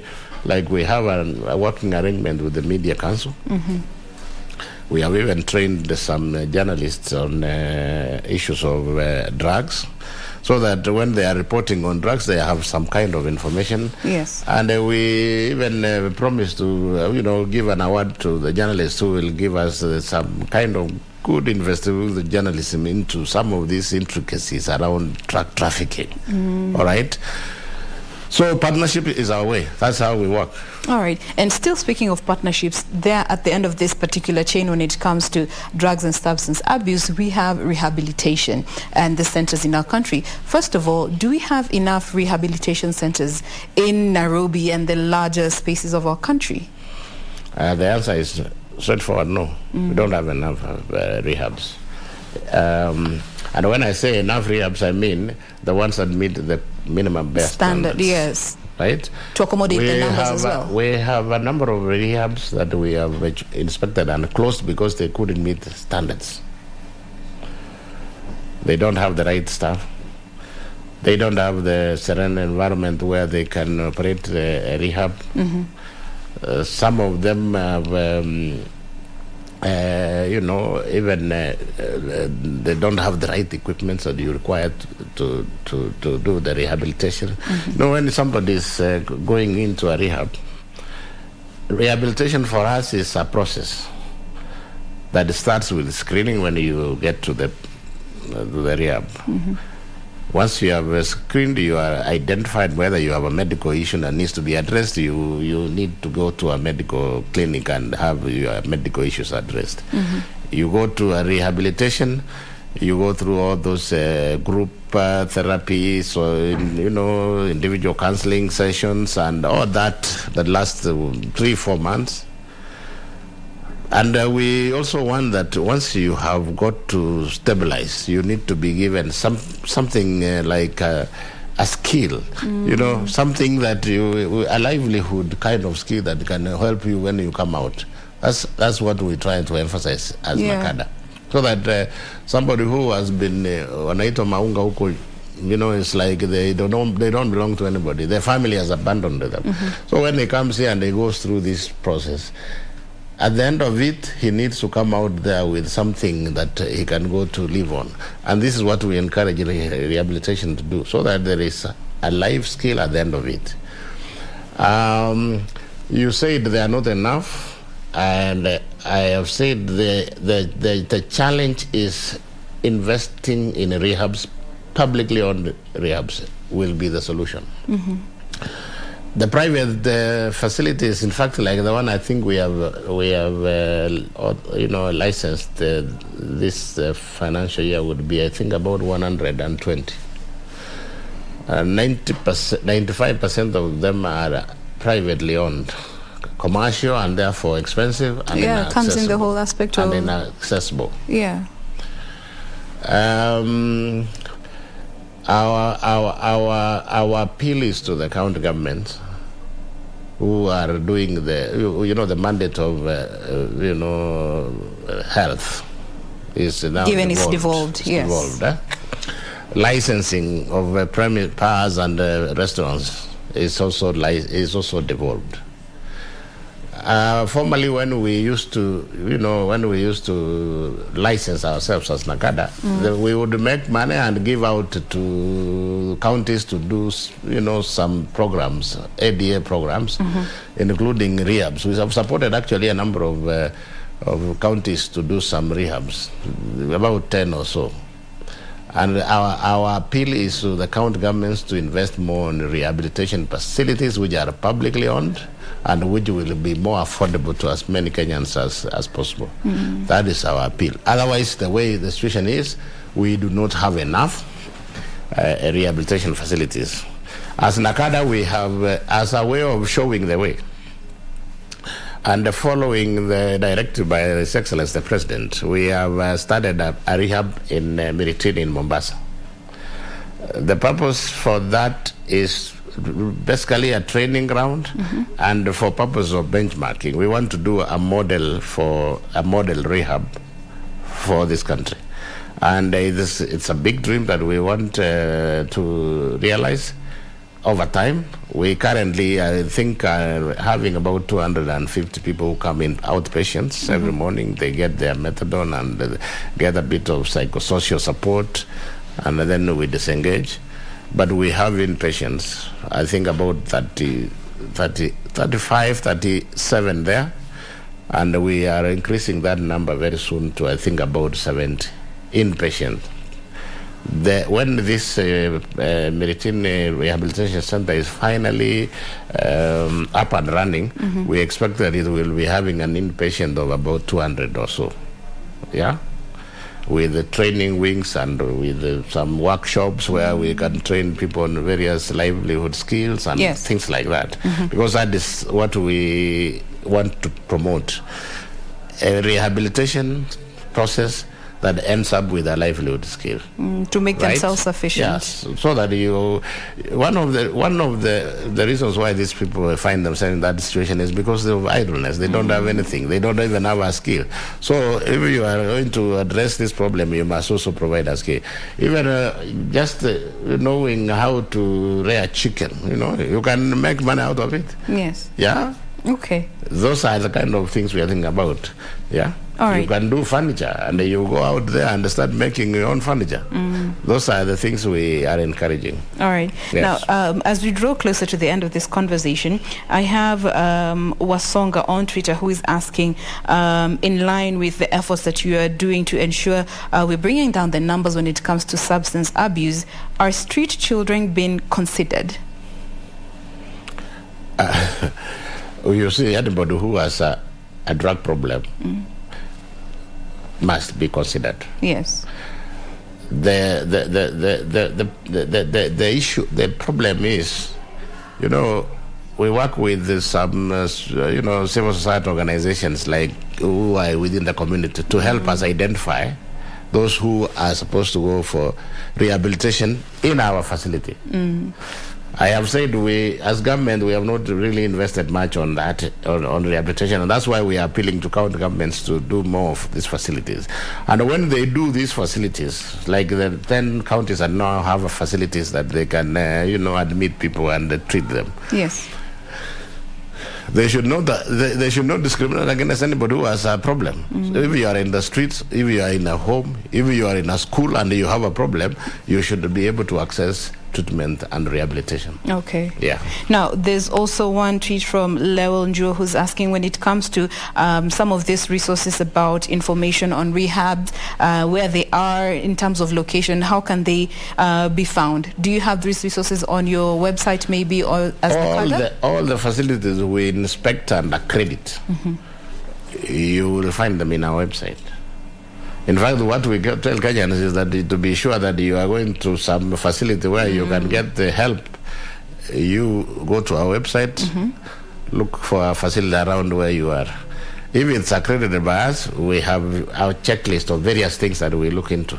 If it's not in our website, then really you are risking by taking your patient to that kind of facility. All right. Yeah. Now, finally, as we close, this conversation has been anchored mainly in line with the electioneering period that we are in, and also looking at substance abuse. What would be a message to our viewers this morning as they prepare for, the home stretch of this campaigning period, and also just looking at the fact that after elections is also a very sensitive period? There's your camera. Just your message to our viewers this morning. Well, all I want to tell Kenyans is that election will come and go. Kenya will remain. Especially the young people who are our focus. Let them not allow themselves to be used by 50 shillings, 100 shillings to undermine the democratic processes of campaigns and voting. Let them not be used. If you are given 100 shillings to go and disrupt a meeting, go and buy skuma wiki, go and help your family have a meal. So our simple message is, let us avoid being used this time round, and let us ensure that we carry out a very peaceful election process and continue with our life after this. Sometimes we behave like the world is ending on 9th. 9th is going to be a normal day. You go just vote and go do your border business, do your other businesses, and life continues after 9th. Life goes on. Yeah, life goes on. Let's not behave like the election on 9th is going to be the end of the country. The country is still going to go on. Life goes on after the 9th. Yes. All right. Now, that brings us to a close of this conversation. We have been speaking with Victor Okioma, who is the Chief Executive Officer at NACADA, all about election preparation as we gear up with about 8 days to go for us to get into the voting day. Thank you so much for making time to be with us. We do appreciate it. Thank you very much for the opportunity to speak to Kenyans. All right. Now, my name is General Boy. Thank you for your time. Be sure to join us again tomorrow morning. For now, bye-bye. Enjoy the rest of your viewing.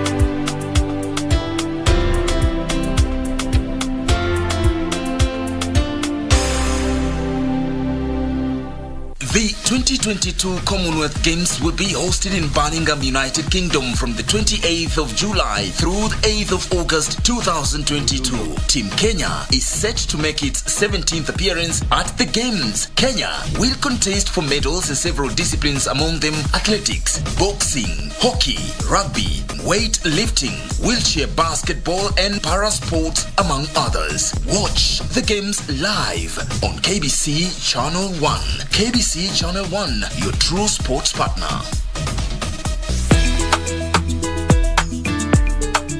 Tachonga viasi wewe. Na isitoshe utaosha hata vyombo. Mimi nioshe vyombo mimi. Hata unacheza. Wanaume mzima mimi nioshe vyombo kwa sababu ya kukula chakula ya hoteli hii mimi. Wait. Mogaka. Kwa ofisi.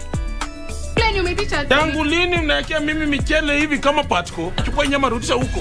Mimi unapenda kusumbua. Sipendi kusumbua na leta bwana. Kwa mtu mimi nataka uchafue. Nani nionye taja jina yake saa hivi.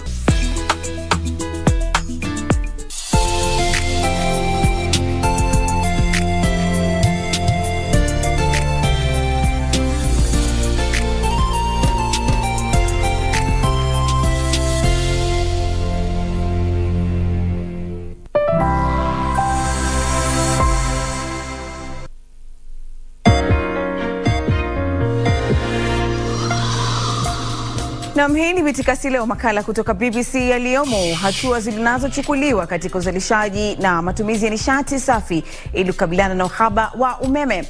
Baadaye heka za kuimarisha mahusiano barani Afrika. Rais wa Ufaransa Emmanuel Macron yupo ziarani katika nchi 3 Afrika. Kisha mbioni kuziba mwanya wa elimu na ustedi katika kazi Afrika. Tunazungumza na wataalam kufahamu jinsi ya kuhakiki hatua hii. Mbashara kutoka Nairobi, Kenya. Twende kazi.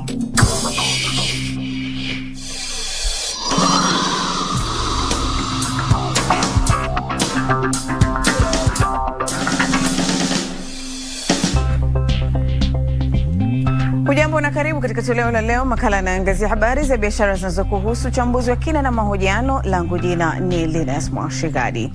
Tuanze taarifa zetu kusini mwa Afrika, ambapo rais wa Afrika Kusini Cyril Ramaphosa ametangaza misururu ya mikakati inayolenga kutatua tatizo la uhaba wa nishati nchini humo. Tamko lake linajiri baada ya taifa hilo kushuhudia wiki 3 za giza kutokana na mkato wa nishati. Hatua hizo ni pamoja na kuboresha utendakazi wa shirika la umeme Eskom, kufungua soko la uzalishaji wa umeme kwa makampuni binafsi. Aidha, baada ya siku 10 za majadiliano ya kina na wataalamu wa nishati, mpango uliwasilishwa, hii ikiwa ni pamoja na kupulizia uhai Eskom na kutafuta nishati kutoka mataifa jirani. Kulingana na wakala wa kimataifa wa nishati, zaidi ya Afrika milioni 800, hii ikiwa ni 75% yao ambao wako kusini mwa jangwa la Sahara, hawana umeme. Aidha, katika baadhi ya nchi hii hutafsiriwa kuwa ya muunganisho wa 5%. Mwenzangu Peter Mwangangi amezungumza na mhandisi Godfrey Muli, kaimu mkurugenzi mkuu wa kampuni ya kusambaza nishati nchini Kenya, Kenya Power. Alianza kwa kumuuliza hatua kampuni hiyo inafanya ili kuchangia katika kuzalisha na kuafikiwa kwa matumizi ya nishati safi. Tazama.